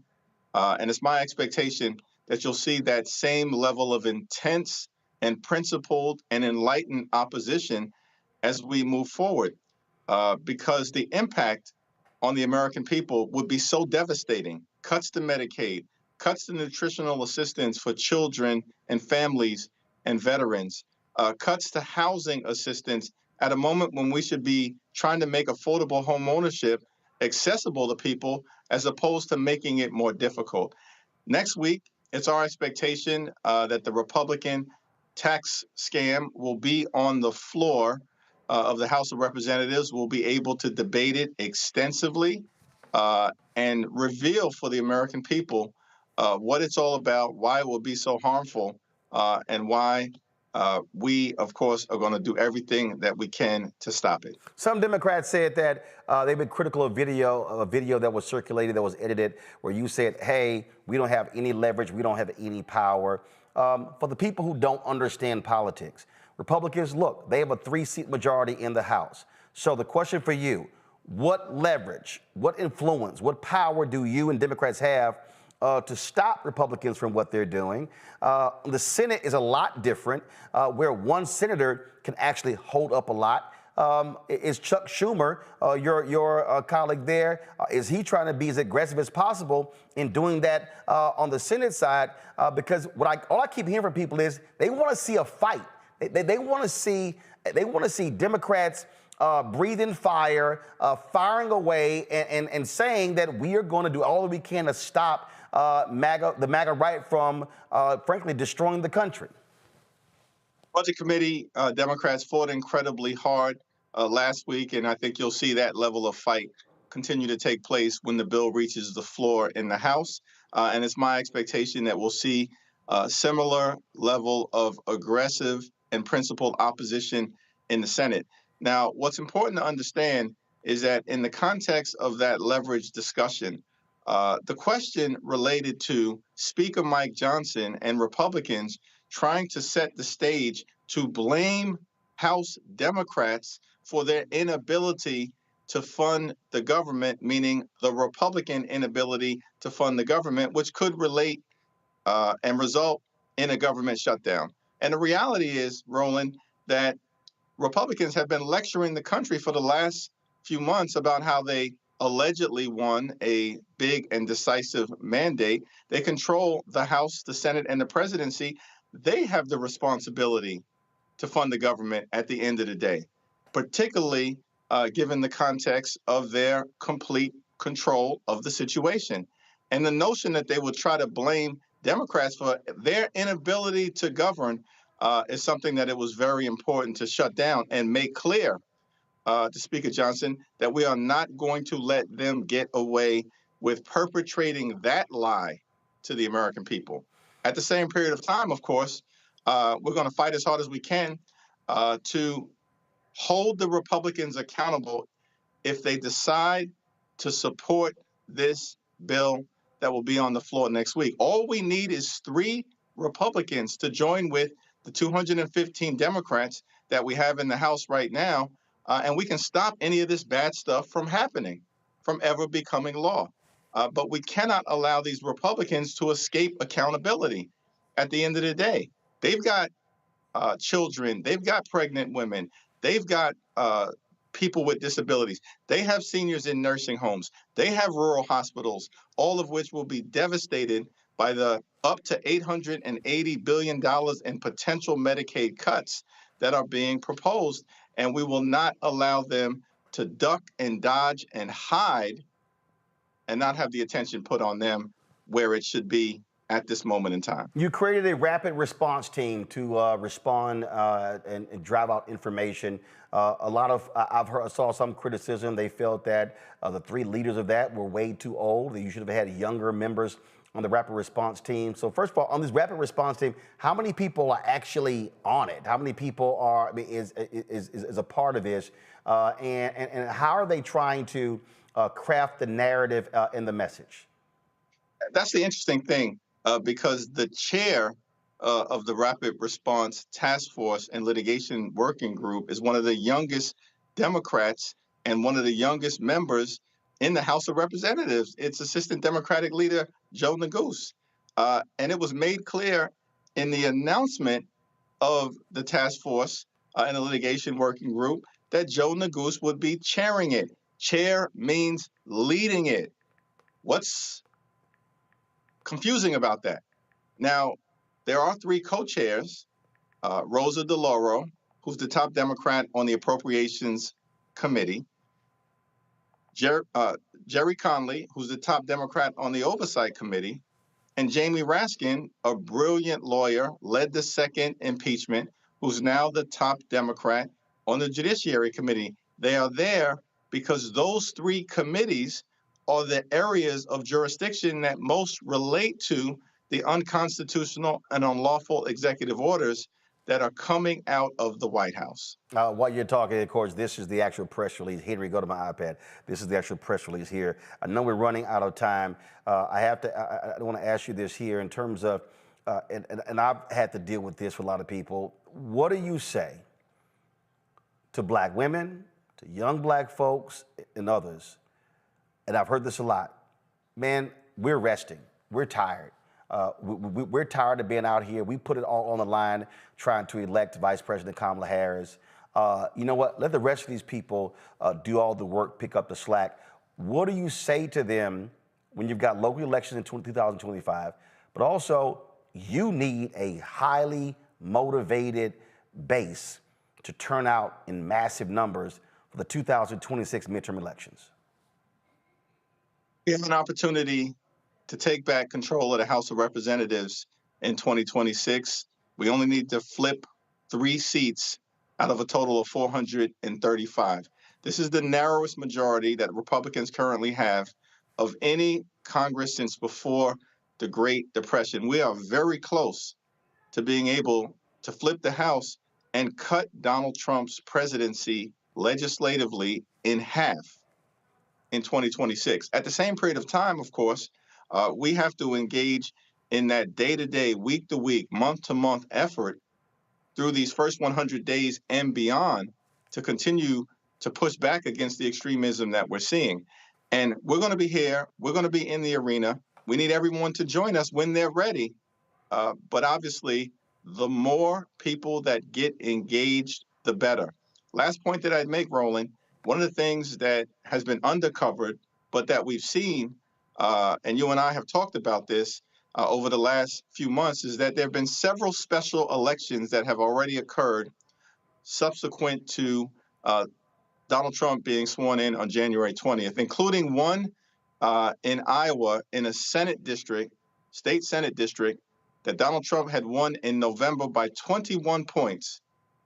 The Democrat won by 4 in January, in the middle of the winter, because Democrats turned out and independent and swing voters said, enough already with the extremism, and it was only a week.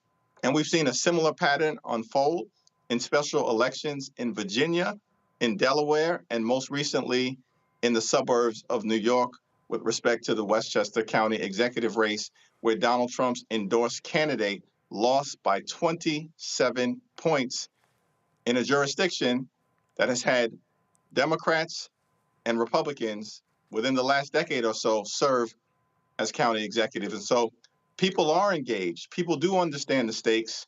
And obviously, the more people get involved, the faster we can turn this thing around and move the country in the right direction. Well, in a moment, I'm going to be talking with Josh Will, who's actually running for winning the special election there in Florida. So it's going to be a tough race. It's a ruby red district. But again, if folks actually turn out, there could be an upset there.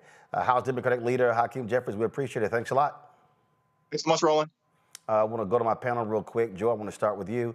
Your thoughts on what you just heard?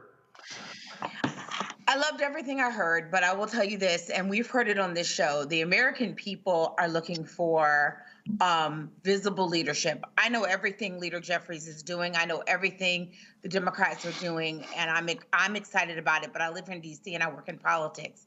For the average American, they are saying, I don't see it. Who is fighting? Who's fighting for me? Where's the person who comes on at 4 o'clock in the afternoon to, give the debate? The counterpoint to what Donald Trump is doing, somewhat, a la what Governor Cuomo used to do, where they want that kind of visible fight. And this is something Democrats, I think, have just never been great about, showing our work. At the end of the math exam, you got to put a box around it and say, this is how I got here, but this is my answer. And you got to show that work. We've got to show our work. And, I've said things to folks privately. I'll say it here. I'd love to see Schumer and Jeffries bring together folks every afternoon to talk about what they've done and to bring in other people. And if it's not them, some of the former leaders who've been leaders of our nation. This is the time, especially if you think you're going to run for president in 4 years. To hell with that. We want to know what you're doing now. If you're not doing it now, it's going to be a hard sell later on, because Donald Trump is putting wins on the books that are going to be hard to undo. And so I want Democrats to show their work. And so that would be my challenge. That's what I was thinking while he was talking. Zachary? Look, I've been waiting for this moment, Roland. I've been waiting for this. It's going to be a lot coming out, so just brace yourselves. I hope I don't say any bad words. Love Minority Leader Jeffries. Huge fan of his politics and his work. But we have got to move forward into 2025. There was a clip that has gone viral from the horrible lies that are continuously perpetuated by Fox News that talks about the strategy that conservative media has of continuously getting out that one mainstream message that we as progressives, liberals, Democrats, whatever we are failing to do in this moment. Our House Democrats, the minority party, the opposition, are continuously relying on things that worked in 1994 instead of things that are going to work in 2025. They are not leveraging as strongly as they can independent media platforms like Roland Martin Unfiltered, like using talented Black and brown content creators, like using amazing Black podcasters to get the message out, or even, again, liberal-leaning people in general to do the work and the boots on the ground. And I appreciate the fact that Congress has rules about messaging and about how do we get the word out and how do we get it right. But it feels as though there's a lot of time being wasted trying to message instead of really getting out there and doing, because we don't have the luxury of time when Donald Trump is dropping 300 executive orders in 1 week. We've got to be fast. Rapid response sounds good, but you've got to have people who can rapidly respond. We need jackrabbits ready to rock and roll and not tortoises. We need the hares and not the tortoises. I'm not calling anyone a tortoise. Love you too, Jamie Raskin. But I'm saying it seems as though we are not meeting the moment. And that is what people are saying on the street, the American people. And we've got to be there and meet them. Also, last thing I want to say is we need to find a way to leverage our legacy organizations. I'm a member of Iota Phi Theta. Roland, I see that you have on your Alpha shirt. These organizations are out there in the background. They need to be mobilized. They need to be used. Where are they in this fight? We need to find a way to ensure that they are being used in the messaging of the party so that we can be effective in combating the misinformation that's being perpetuated by the other side and make gains and wins as you approach 2026. Before I go political, sis, this is the clip you were talking about from Jesse Waters on Fox News. It's not really the same. Dana, we are waging a 21st century information warfare campaign against the left, and they are using tactics from the 1990s. They are holding tiny press conferences, tiny little rallies. They're screaming into the ether on MSNBC. This is what you call top-down command and control. You get your talking points from a newspaper, and you put it on the broadcast network, and then it disappears. What you're seeing on the right is asymmetrical. It's like grassroots guerrilla warfare. Someone says something on social media, Musk retweets it, Rogan podcasts it, Fox broadcasts it, and by the time it reaches everybody, millions of people have seen it. It's free money. And we're actually talking about expressing information. They are suppressing information. If you Reality is this here. What he laid out there, political sis, is what the GOP has been doing. First of all, Fox News is a leader of this. This is nothing new. But part of the issue here is that the progressives have not invested in these various platforms. That's just a simple fact. Agree. I agree with both of my people on the panel right now. But I want to take it a little step further. I think it was Hakeem Jeffries when he told his people to go into your districts. That is so true. My Congresswoman, Deborah Ross, I don't know what the hell she's doing. I'm just going to be frank with you. Come in these districts. People are thirsty. They want to know what's going on.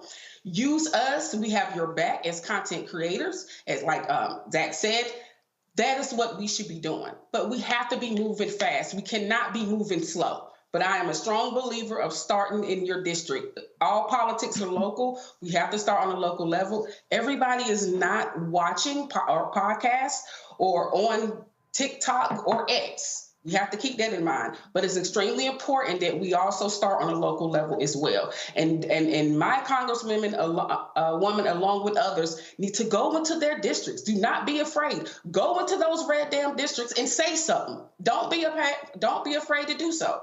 That's what we're pandering for. Well, one of the folks, you heard Congressman Hakeem Jeffries talk about being 3 seats away. And the reality is there are a couple of special elections coming up in Florida. One of those is who's running as public educator and single dad, Josh Will. He won the Democratic primary for Florida's 6th congressional district. Now he's going head-to-head with Trump-backed Republican Randy Fine in a race that could help flip the U.S. House. Republicans, of course, holding that razor-thin majority. It is, as I said, a quite red district. So how can Josh win? Well, he joins us right now from Orlando. Josh, glad to have you here. Listen, these 2 races are going to be very tough. And that is, they're in red districts. You've got political gerrymandering happening in Florida. And so what are you saying to voters in that district that could put you over the top and lead to an upset win? Well, the first thing would be that, I'm here to serve them. There's a lot of uncertainty. This is a district that is 24.9% of residents age 65 and above. When they hear about cuts to Social Security, Medicaid, Medicare, VA, these are things that greatly concern them and impact them. They're not partisan issues to them. And I'm out here telling them that I want to represent them. They need a voice in Congress, they need skin in the game, and they need someone who is there to make sure that what they have been promised, what they have paid into and worked towards is available for them. And my opponent is out here telling them that he will not work for them. He's here to serve Donald Trump. So we have a clear contrast in the message right away that is resonating across party lines. When it comes to this district, what does it look like? What's the demographics of this district? It's primarily white. As I said, about 25% age 65 up. This is a really spread out district. It's one of the largest in the state congressionally from land mass when we're talking. It goes from Daytona Beach all the way up to St. Augustine and then clear to the west side of the state in Ocala. To give you just perspective, Michael Waltz has 3 local congressional offices, which tells you about the size and the amount of ground that's covered. We're dealing with a population that is 46% Republican, 27% Independent, 27% Democrat. And over the last 3 cycles, the independents have voted 3-1 for Republican candidates. This district went to Mike Waltz by 32 points in the November election, but it's, according to voter registration data, 19 points Republican. So there's a big difference there, and it comes down to messaging. It comes down to the ability to fundraise, to build a campaign. The previous Democratic nominee, Bishop James Stockton, is a great man. He would have been a phenomenal representative for the people here in Congress, but he was only able to raise $34,000 for his race over 2 years. And you can't build a field team. You can't get your messaging out with $34,000, especially when your opponent has $3.4 million. When you're outraised and outspent 100 to 1, you're not going to win messaging battles or get out to voters. This is a Q&A that was done. Your opponent doesn't even live in the district. Come on, go to my iPad. He's right here. It says, and then he was asked, he said, I don't have to move there in order to run again. I can live in Key West. And you're like, hey, if you want to represent people in the congressional district, you might want to live there. So both of us are actually out of district, which gives us an even playing field in terms of ballot representation. So neither of us have ever appeared on a ballot for anyone in this district prior to this race. The primary turnout was 14%. So 86% of voters in the district still haven't seen either of us on a ballot. I come from Orlando, which is about 45 miles out of, about 45 minutes south of the district. He's from over in Melbourne, which is a little further down on the East Coast. Now, the difference is that I'm in this district. I've been in this district every day. We're coming at you from our campaign headquarters in Palm Coast right now, which for us has been the logistical center. We've set up our campaign here. I've been living here for the last couple months. it allows me to be on the ground with the people, engaging with voters, and learning this district and being here for them in a way that Randy Fine hasn't made any intention to, even during his campaign. Questions from the panel. Zachary, you first. Yes. My question is, I understand about like needing the increased funding and really having more support, probably from the DNC and the surrounding groups. But is it really feasible that Democrats have a real chance in these deeply ruby red districts to flip them? Absolutely. And if so, what can we do to support that work as content creators and boots on the ground in other places besides your actual district? Oh, I'm so glad you asked. Yeah, I mean, what this district needed was someone to energize it. Some of this, and look, I love Nikki Fried, the current state chair of our Democratic Party. She's been in this position for 2 years, and I think she's doing a phenomenal job of helping to turn the state party around. But the leaders in this state before her made a choice. They made a decision to not invest resources in areas they couldn't win. And the problem with that is the Republican Party may be a lot of things, but they're not stupid. And if we don't invest resources, they don't invest resources. There was no competitive advantage on larger races by neglecting these areas. Over the last 3 cycles, we had our 2024 nominee in District 6 who raised $34,000. In 22, there was no Democratic nominee. And in 2020, the candidate raised about $24,000. There's been no money, no ground game, no effort to activate voters in this race. Now, the campaign that we've had, which has been since essentially Thanksgiving, we've raised $4 million to this point. We've knocked on over 150,000 doors. We're going to hit the entire district by the time this is done. We have an incredible field team. We have, volunteers from all over the country who are doing phone banking, text banking, postcard campaigns. They're reaching out to voters from where they are. We have volunteers in all 6 counties that are out every day reaching out to voters everywhere they are. I am all over this district speaking to voters every chance I get.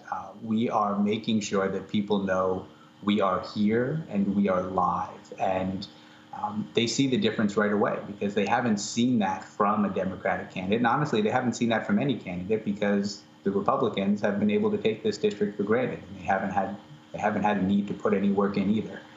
So people here on the ground know that this is different. They know that we have a real race. And in terms of the additional support we need is we need people knocking on doors. We need more than we need diverse groups of people. We need older people. We need veterans. We need Black people. We need college students and young people because there's a lot of people who voted for Trump for a lot of different reasons, because they were disillusioned and felt like their community or their part of this country was not being properly served or taken care of. And now they realize that the threat is it's going to be served and taken care of even less moving forward. But we need people who can engage with them and speak to them and understand them on their level. And I'm doing everything I can, but I can't pretend to have lived in your world or walked in your shoes. And we need people who can go out there and share this message and enter those communities as surrogates, as representatives for what we're trying to build and bring here. Because I truly believe, I come from a public school background. We don't choose our kids. We serve every kid in the district, no matter who you are, where you're from, what you come to us with, what your needs are, where you are 3 years behind, 2 years ahead. We find a way to help you learn and grow and give you the education you deserve. We serve everyone. And that's my philosophy when it comes to this race. If you're a Republican, if you're independent, if you're a college student, if you're a veteran, if you're a senior citizen, you have needs and you should be represented in Congress. You should have someone there fighting for you. And that's what I'm here for. This was before I go to Joy, this is the results of the 2024 election. So Michael Waltz, incumbent, got 284,414 votes. James Stockton, the Democrat, got 143,000. And this is a special election, and so obviously, typically, you're going to have a lower turnout So I would reckon that in order for you to win, I mean, you're talking about 225,000 votes that are likely going to be needed to win this special election. Is that sort of how you're approaching this and saying, hey, how many doors we knock on, how many people we reach, how can we touch, how many people we can actually touch to sort of hit that number? Roland, I'm a math teacher. I promise you, everything we do is built on math. The entire campaign, the amount of funding that we put into our field program, the amount of doors that we hit, how we split them among Republicans, Independents, and Democrats are all mathematically based on conversion rates designed to ensure that the work we've put in converts to a number of votes on the back end. And thankfully, we've been funded well enough by the people. We don't accept money from, I don't accept money from corporations or special interests. It's entirely grassroots funded. And they've supported this campaign enough that we're able to run the type of campaign that, the only type of campaign that we can feel can be successful by having real people out there knocking on doors and talking to the voters and residents of this district. The math shows that if we exceed our expected voter turnout for Democrats by 30%, we can win this race. It also shows that if we steal 25% of the Republicans and 50% of the MPAs, while maintaining 27% of voters who show up on Election Day are Democrats, we win by 4 points. So we have two paths to victory, by either taking their voters, which count twice as much because it's one less on their total and one more on ours, or by increasing our voters. And I assure you that we have the resources on both ends to aggressively pursue each of them individually, and I believe we're going to capture both. Political sis? Thank you for your 13 years of service working with at-risk kids, if I'm not mistaken, Title I. My question to you is, I'm sorry? Sorry. Yeah, go ahead. Oh, I'm sorry. My question to you is, 29% of your voters, as you stated, are dealing with the elderly population. Since we have this veteran shit going on with him and Elon firing veterans, they're all up in Social Security. What methods are you using to reach out to the elderly population? Because I know that you definitely need their votes. Yeah. I mean, we've been all over. They tend to be the more active in their Democratic groups or their political organizations, their volunteer organizations. As retired people with the additional time, we're seeing them when we go out during the day, when we engage with these groups. But I'll be honest, right before I came on this call, I was flying back from speaking at a local VFW. When I went into a packed hall of veterans and I spoke to them as the Democratic nominee and shared my message and commitment to them and what I believed that they deserved in their representation. And, at the end, about half the room applauded and cheered for me as I left, which is a pretty good number for a Democrat walking into a VFW hall. Yeah. Good luck to you. Thank you. All right, so look, there are a lot of Orlando people on tonight. I am one of them.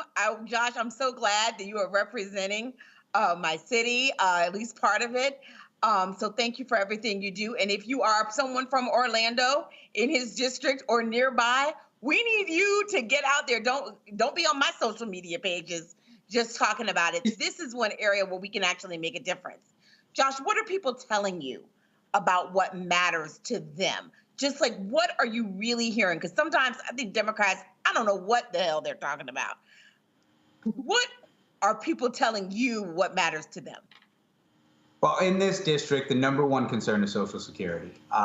People are struggling. Economic issues are at the forefront. They voted because they're hurting in their wallets, they're hurting in their bank accounts, and they needed relief. Housing is unaffordable. We're in a housing insurance crisis across the state of Florida, caused by the Republican nominee up in District 1 running for the other seat. Yes. Groceries are unaffordable, and people on Social Security and retirement are living on fixed incomes. They've been desperately asking to have updated COLA schedules and be able to have cost of living increases on a more regular basis to keep up with inflation. And now what they're looking at is a potential 28% cut to the money that they're going to receive. And these are not entitlements. This is something that they have paid into their entire lives, so it would be here for them at this point in their lives. It's a promise we made to them when we took their money out of every paycheck during their working career.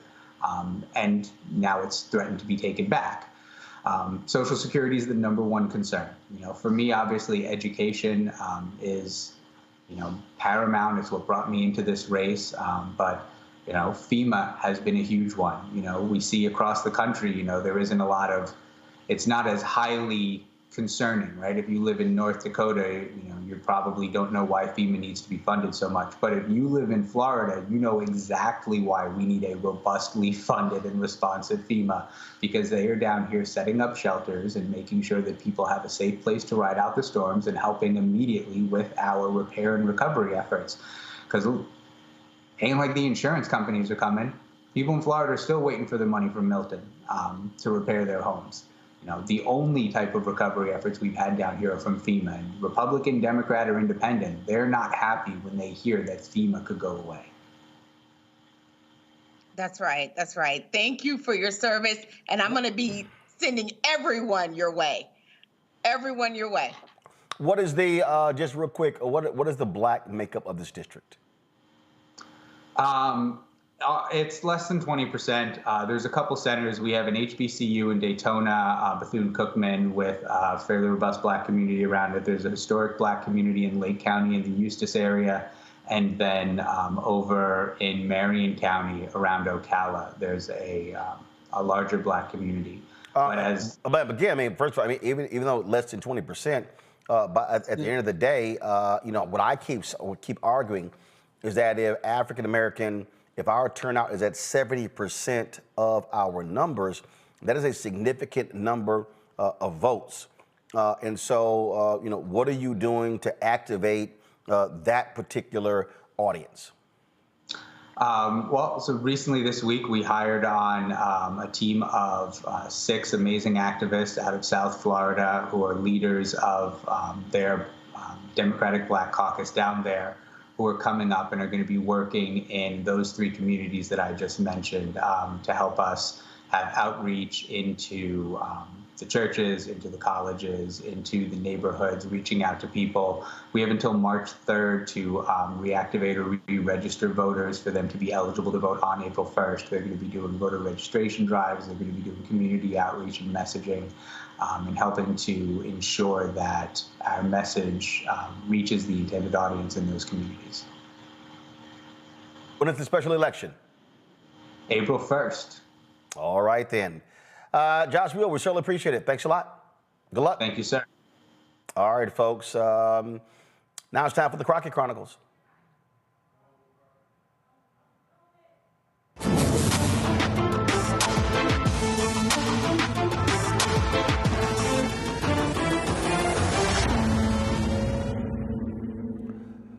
Texas Congresswoman Jasmine Crockett continues to blast Donald Trump and his co-president Elon Musk. Today, she was on The View and shut down former Donald Trump aide Alyssa Farah Griffin, who confronted her with Donald's approval ratings. For all of the criticisms that exist of Donald Trump, he right now has a 53% approval rating. It's higher than it's ever been. 70% believe that he's fulfilling his promises, and 45% believe Democrats should be more moderate. What do you take away? I think there's a lot to make of those numbers. What's your takeaway from that? My takeaway is just like the election. We've got to do better at education. People don't understand, but you will understand when those hospitals in rural America start closing down even more. You will understand when you don't have your Social Security.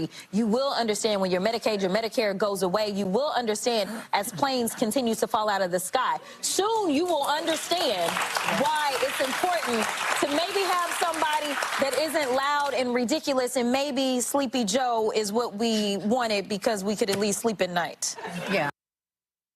On Tuesday, she was on MSNBC and explained to Ali Velshi why the midterms are critically important to keep Elon Musk from getting richer and raping and pillaging the American people. A lot of people are talking about, you know what, we just are looking forward to the midterms. We only need 3 more seats. I'm sure everybody's tired of getting emails, text messages, phone calls, trying to raise money. But the reality is that we have an opportunity right now. I know that a lot of people look at these seats that are available, which there's going to be a total of 3, and they say these are deep red seats.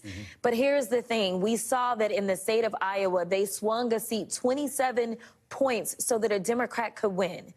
I say we have nothing to lose. We need to go out. We need to talk to those people that finally understand that the only mission that Donald Trump has is making sure that he can line his pockets, line Elon's pockets, and any other billionaire, all at our expense. It's not just going to be the people you dislike that are going to miss out on their Medicare, Medicaid, or their Social Security. Or down in the state of Florida, where 2 of these seats are, they are talking about getting rid of FEMA. It is time to wake up, and it doesn't mean that you're a Democrat if you vote Democratically. So this is where I want to get to. Who's the audience to swing some of these states? Is it progressives who understand that their priorities are being crushed, or is it people who voted Republican to whom you say, you didn't vote for this, did you? You didn't vote for Elon Musk and a guy named Big Balls to have your documentation. Yeah. How does that message get out there in a way that that entire audience hears it? I think that you're right. Definitely the entire audience. I just don't know how many progressives exist in Matt Gaetz' former district, right? But I do think that there are farmers in that district, farmers that are concerned because they rely upon monies as it relates to USAID and other monies that are now being dismantled. And it means that you may lose your family farm. It may be bought up by a corporate organization. And so I think just having very real conversations, we've seen people who have talked about, well, we don't want you firing the people at the VA, or maybe it's somebody that has to fly all the time and they're concerned because we have a record number of planes literally falling out of the sky because he decided he was going to appoint some guy from Fox to be over transportation. But at the end of the day, there were those that never believed that we could end up with 2 senators in the state of Georgia, and we did. There were those that never believed we could have a Democrat representing Alabama, and in that special election, we did. So I think if there's any point in time that the people should rise up and figure out where should I focus my attention, it's on these special elections, and it's having real conversations on the doors with real people talking about what's really happening and not the lies that they're putting out there. Zachary, I take you like what you heard there.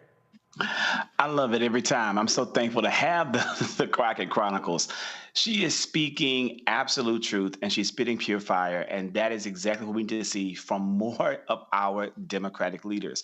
But beyond that, we need to see them messaging in a way that is fresh, that is innovative, and that's reaching the people. And that's what Jasmine is doing continuously. That's the level of education that the candidate that we had talked about earlier about we need more education. That is the education that we need to have out there. And those are the kind of people we need continuously on the rapid response. Jasmine can't do it all. She can't do it by herself, and she can't reach every single American voter who needs that messaging. But there are people in Congress who are being underutilized that we need to see being put in the forefront. Joy? Let me tell you, I have been saying it every time I talk about her on this show. Rinse and repeat.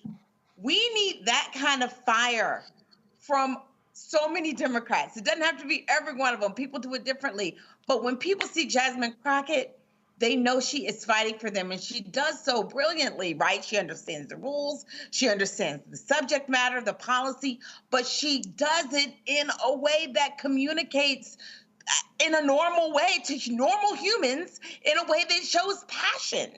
That's what we're missing. That's what we're looking for. And everyone can appeal to that.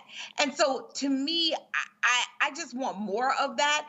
I mean, frankly, I don't think the Democratic Party made the right choice in how it's, currently set up. It used to be they had sort of 2 leaders, right? One that was political and would be out there talking, a forward-facing person, and the one that was just sort of dealing with the party politics in the background. I think we may need to, bring back that kind of bifurcated leadership. Whoa. What are you talking about? Whoa.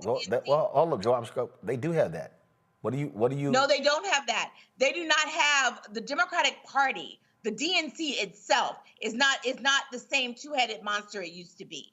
So what do you mean? Okay, explain. What do you mean? Hold on. When I was there, it was like 2 chairs, right? You had someone who was sort of the outward-facing public person, and then someone who did the work Who was that? behind the scenes. So to me, No. Who was that? So at the time it was, oh my God, I can't remember. It was like a boring guy that was inside, and then there was a governor who was out, who was the external person. I believe it was the governor who was the external white guy. My point is, one person was a communicator and one person was behind the scenes. Okay, but okay, here's what I don't understand. Here's what I understand. Really? Here's what I'm confused. You just had an election and elected a chair. They got multiple vice chairs. So yeah, you got those vice chairs are not the people that are going to be the public-facing voice of the Democratic Party. Why not? Like first, okay, so let me hold up. She is an elected official. She is someone who knows how to communicate. She is someone who brings her own press. She is someone who understands how to communicate to the American people. We need that. It's not a knock on everyone. Everyone has a different skill. Okay, hold up. So this is what I'm looking at right here. Kim Martin is the chair. Raina Walters Morgan is the vice chair for civic engagement. Wait. Raina is vice chair for civic engagement and voter participation. Malcolm Kenyatta, vice chair, hell of a communicator. Artie Blanco, vice chair. David Hogg, vice chair, hell of a communicator. Jason Ray, secretary. Yep. Virginia McGregory, treasurer. Chris Corge, national finance chair. Jane Cleave, ASDC president. You got Chuck Schumer. You got Hakeem Jeffries. Yeah. So it's not like you don't have communicators there. And so I don't. It's not. And again, that's. Like Jasmine Crockett, like AOC. No, but she's not. But Joy, they're members of Congress. They're not DNC. Yeah, we need. Listen, nobody. The American people don't know who those people are. I'm sorry on this one. Wait. No, I'm confused. Okay. No, I know. Malcolm Kenyatta does a ton of media. He's an elected official in Pennsylvania. Mm-hmm. So I'm trying to understand. Crockett was on The View. No, I understand. Okay, hold on. So hold on. You just said the DNC. No. I'm repeating your words. You said the DNC needs to had a public-facing person and somebody who ran the party. That's the DNC. She's elected. So the reality is. The party, you need folks who do what they do, but you can have people who are communicators who are elected. You can have both. Always had vice chairs. I'm not asking us to not have vice chairs. What I'm saying is have someone out there who can communicate to the American people, who can get on Morning Joe, who can get on Fox News, who can get on wherever they are needed to go and to be able to communicate with people. We need So that.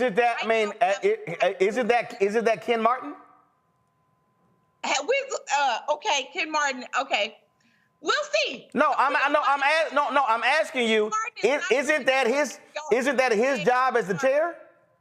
Yes, that is his job as the chair, but he is not going to be able to get the press to be able to be it may not be his skill. Sometimes we need to stop looking for everything and everyone. I'll get no. But you specifically said the party. The DNC. Yeah. Crockett is not a DNC leader. She's a member of Congress. We would do better if she were a DNC leader. We need people like that. Okay, hold on.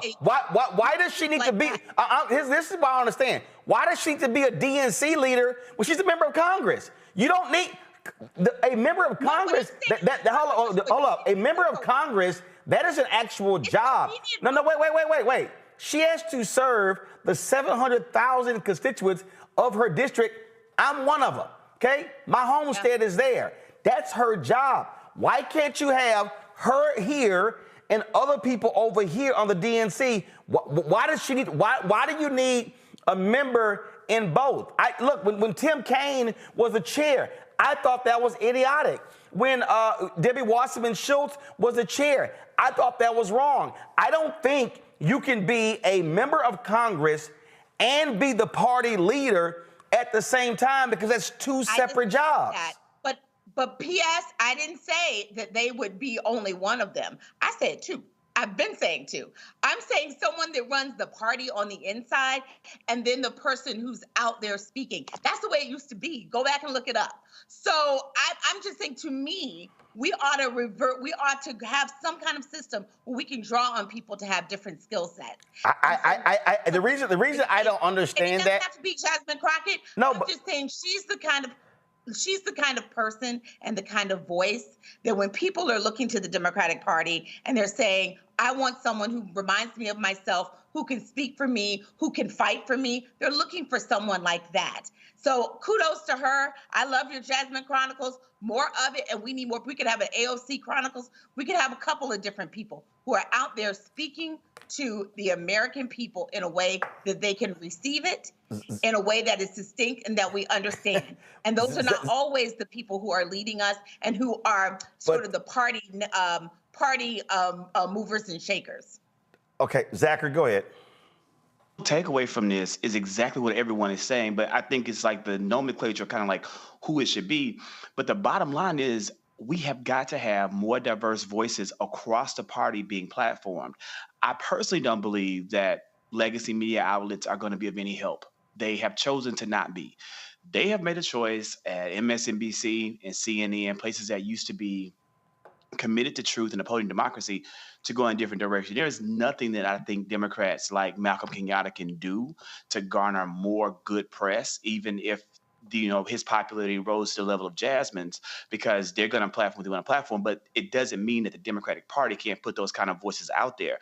We have our Jasmines, we have our AOCs, but we need to have more people in leadership positions get out in there to make those rounds on independent press and all throughout the whole entire stratosphere to get the message out. And I think that's kind of what I'm hearing, is that we need more people. One person isn't enough. We need more Jasmines out there being, spread around, and really, to be honest with you, using platforms like this to get the message out. Like, Bullied Martin has millions of followers tuned in right now. They need to be here. Here's my thing, political sis. Titles are irrelevant to me. They're irrelevant. At the end of the day, I don't care if you are a labor leader, if you are a member of Congress, if you're a DNC vice chair, or I don't care if you were a PAC or whatever. If you have a coherent message that resonates with people, it doesn't matter. The point I'm making is, I think you need Congresswoman Jasmine Crockett doing exactly what she does. When she has her 5 minutes in a hearing, when she is being called to do national shows, that's great. But here's the other thing that we just got to understand. We understand television. You gonna book who brings ratings.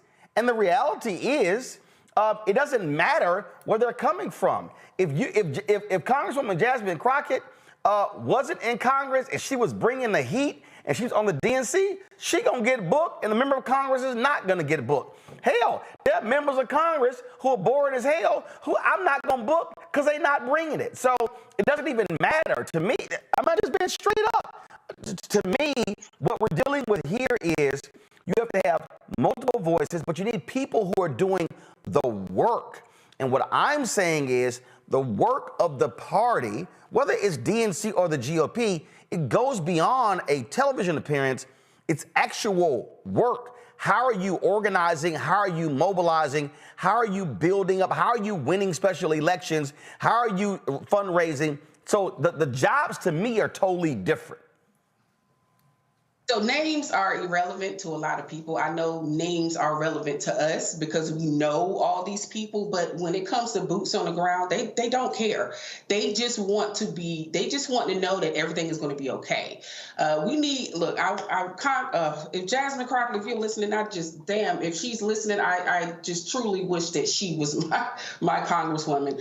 We need more congresspeople like her. The DNC, I assume that their thing is to get the boots on the ground, to get people motivated out there, round people up. That's what I'm assuming that their goal is.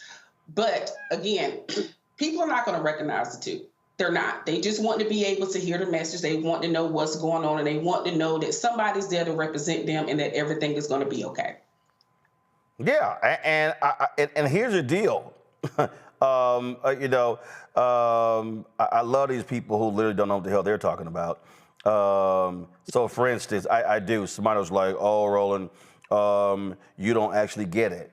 Really? I don't get it. I don't get it. So let me explain to some of y'all, such as DC Blacksmith and the other, because you know I will call your ass out. Here's what y'all don't understand. Okay? Here's what y'all don't understand at all. It's not a question of, okay, we don't need to get people out. Perfect example. I just showed you whole DNC leadership.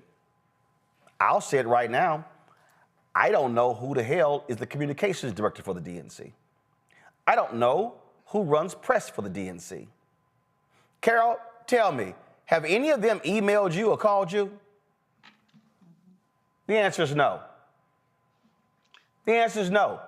The DNC has not picked the phone up or emailed to say, hey, can we come on the show? Now, I can tell you, I have texted Ken Martin back and forth. We're supposed to talk. I have, but what I'm saying is, if you are the DNC apparatus and your job is to drive out messaging, you might want to be calling and emailing folks who actually have media platforms to reach your audience. So if your apparatus isn't even reaching out to people, it doesn't matter who you have communicating. Now, to me, this makes sense to me. Like, I don't know Raina Walters Morgan. I don't have her number. But what I'm saying is, if she's the vice chair for civic engagement and voter participation, I would think they would be trying to get her out communicating on what her plan is to engage civically and to talk about voter participation. Then I would think that if you have an infrastructure, you would be trying to get State Representative Malcolm Kenyatta on my show. But again, what are your communications people doing? I'm just telling you straight up. I ain't got a problem. I was talking to Congressman Hakeem Jeffries the other day, and I said point blank, we hadn't heard from his communications people. After we talked, they damn sure called Carol. Now, I ain't need them to call Carol because I talked to him. So the issue here, again, for me, this is what some of the simple Simons in the YouTube chat don't know, is it doesn't matter if you have a slate of people who can communicate. If your infrastructure is not identifying platforms to place them, then none of that matters.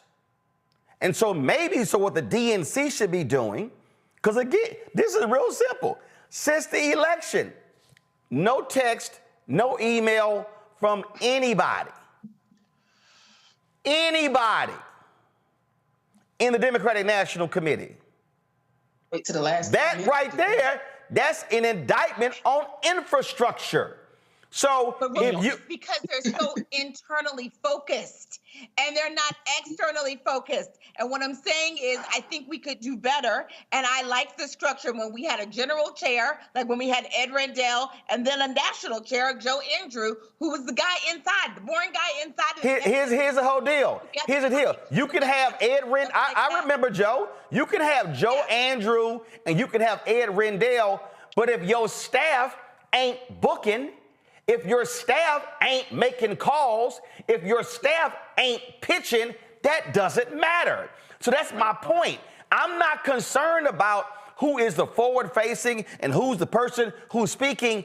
If your infrastructure ain't doing that, they ain't getting booked.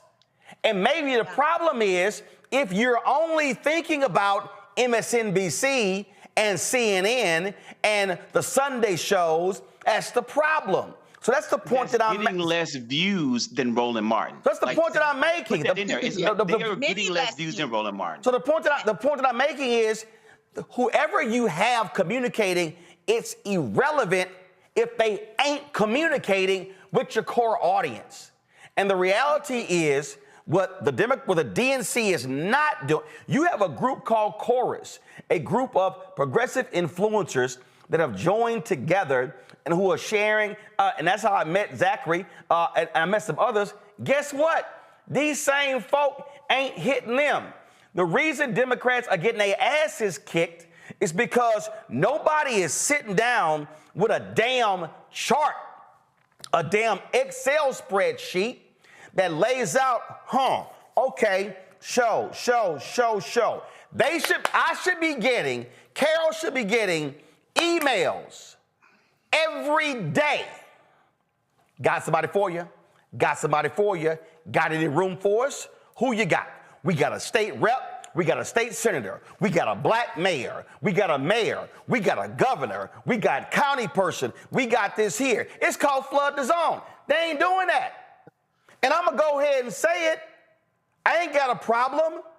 That don't happen with the CBC. I'm going to go ahead and say it. That don't happen with the African American Mayors Association. That don't happen with the National League of Cities. That don't happen with the U.S. Conference of Mayors. So all I'm saying is this is one of the fundamental problems. What the right does, the right seeds and feeds their communicators. They do that. They are sitting here sending folks and placing them and getting the message out. No, what progressives are doing is sitting on their ass, hoping they get on Nicole Wallace's show, and hoping to get on Chris Hayes' show, and hope Lawrence calls them, and hope they get a call from a CNN show, an occasional Fox show. That's what they doing. And so, like it's 1994 instead of 2025. That's what they're living in an old, antiquated model of how the messaging gets out to the people, and they're completely ignoring the power they have in the people, like rolling these influencers out there to go. And we talked about all the things that Democrats aren't doing. What Republicans are doing, they're going on Joe Rogan. They're using their platforms. Correct. They're using that field, like they're getting their message out, and it's being multiplied by all of the influencers that count on that, and they put it out there.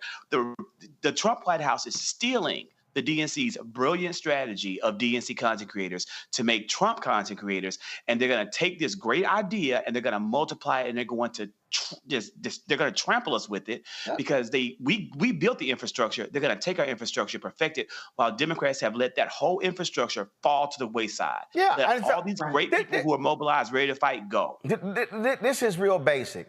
I've had folk who had shows on this network, and I literally said, how you got a show and you ain't even tweeting? You ain't even posted on Instagram.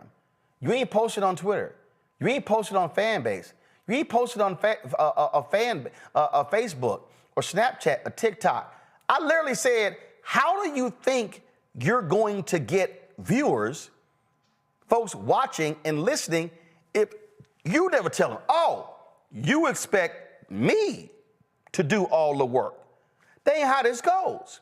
The reality is, if you are trying to build something, if you're trying to construct something, you have to have a communications action plan to actually do that. And so what I'm saying is, it doesn't matter who you have communicating. It's a question of, one, when they do call you, are you accessible? Or is it, oh, no, we're not, the member is not available for 2 weeks. We've actually gotten that from some black members. And I'm like, and I ain't got a problem letting the audience know. I have said to the last 5 CBC chairs, hell, maybe 6, hell, maybe 7, going back to Washington Watch 2009 at TV One, going back to 2013 News One Now on TV One. I said with News One Now, I will have a CBC member on the show every day. 6 years ago, we launched Roland Martin Unfiltered. I said, don't matter. I'll book one every single day. Has it happened? No. You know why? Because there are a lot of folk who, frankly, they will jump, they will hop, skip, and jump if MSNBC says we'll put you on at 6 a.m. But they actually won't make the time for Black-owned media. So that's the point that I'm making. That Roland, that's what we agree on that. So what I'm saying is, you can have all the great communicators, but if you do not have an infrastructure in place where you are driving them to targeted areas, it's absolutely irrelevant. And that right now, to me, is the fundamental problem with the DNC.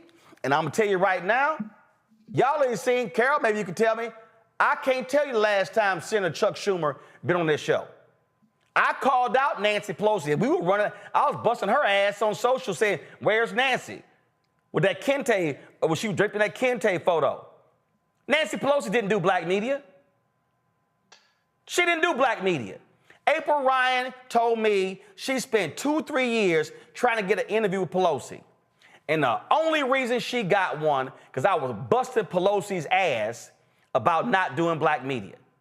The late Joe Madison, when I called him, told me what I was doing, he said, man, I've been asking her, I would see her, and I would tell her staff never makes it happen.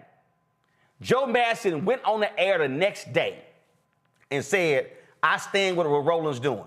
Pelosi's people were listening and called him as soon as the show was over. Her ass was on the next day. Straight up. Straight up. So I ain't got a problem checking people who sits here and says stuff and who doesn't understand communication. And when I'm saying understand communication, I'll give y'all the last one. Last year, Schumer and the Democrats had a black media deal. On the record, y'all, on the record. So we'll communicate with them. They tell us on the record it can be recorded. Okay, I go to the deal. I got my case, got all my gear. I take out the tripod, the camera. I'm sitting the live view of the live stream. Young staffer, are you about to live stream, about to record? I'm like, yeah. No. There's no video. There's no live streaming. This is on the record, but it's audio only.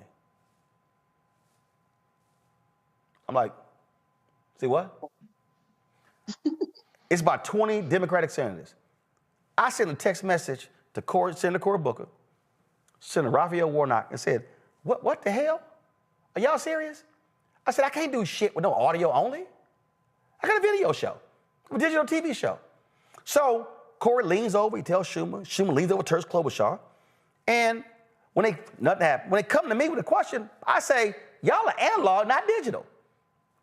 I said, I just sat here and listened to all y'all complain about all the great and wonderful things y'all do for black people and nobody knows. I said, because maybe y'all got these dumbass rules. I said, do y'all understand that if I was videotaping this, I could take something one of y'all said, post that sucker, and it might go viral on TikTok and Instagram? I can't do shit with audio. I got to sit here and get your damn audio and then turn around and create a damn slideshow. I said, that's a lot more damn work.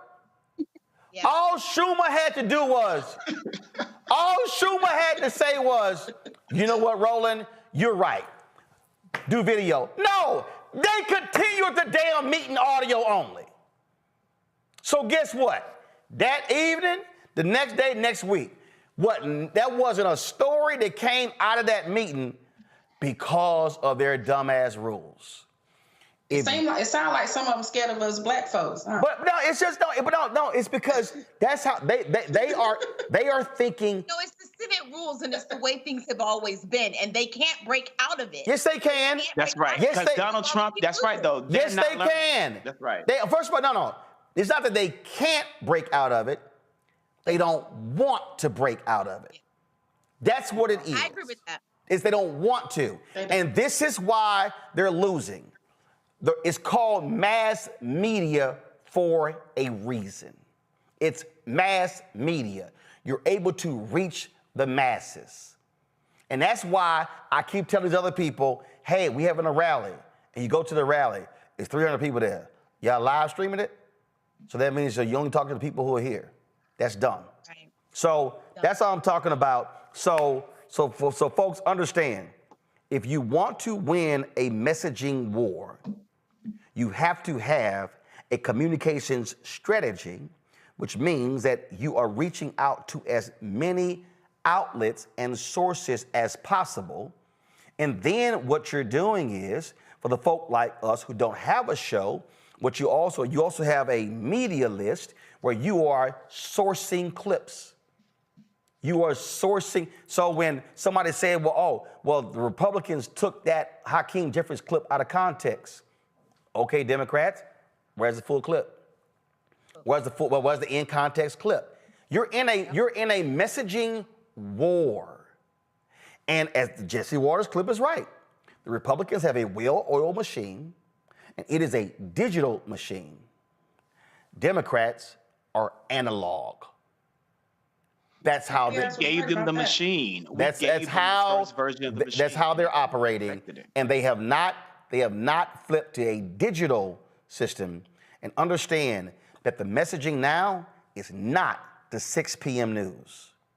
The messaging now. There's such thing as primaries. The messaging now is not. There's such thing as primaries. It's not. I want your audience to know that there's a such thing as primaries. I don't. Right. Absolutely.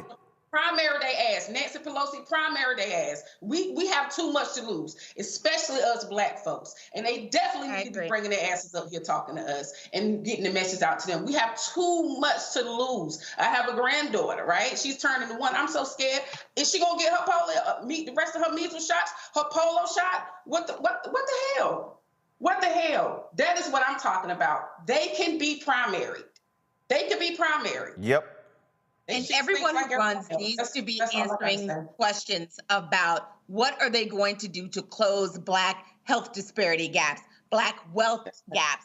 They need to not just be talking to us about one issue or another. The answer should always be, what am I going to do to make sure Black people can achieve the American dream? Yeah, but also, whatever their version of that dream is. Yeah, but also, I mean, Vice President Kamala Harris had plans like that. But you also, again, have to be driving it home consistently. And all I'm saying is, again, you can have folk who do it. My last point, Hillary Clinton's campaign in 2016 actually hired some black people who made regular appearances on my show. Then when they got on the campaign, they wouldn't let them do the show. I was like, ain't that why you hired them? So that's the other thing. Don't hire black folk on campaigns and then don't let them talk.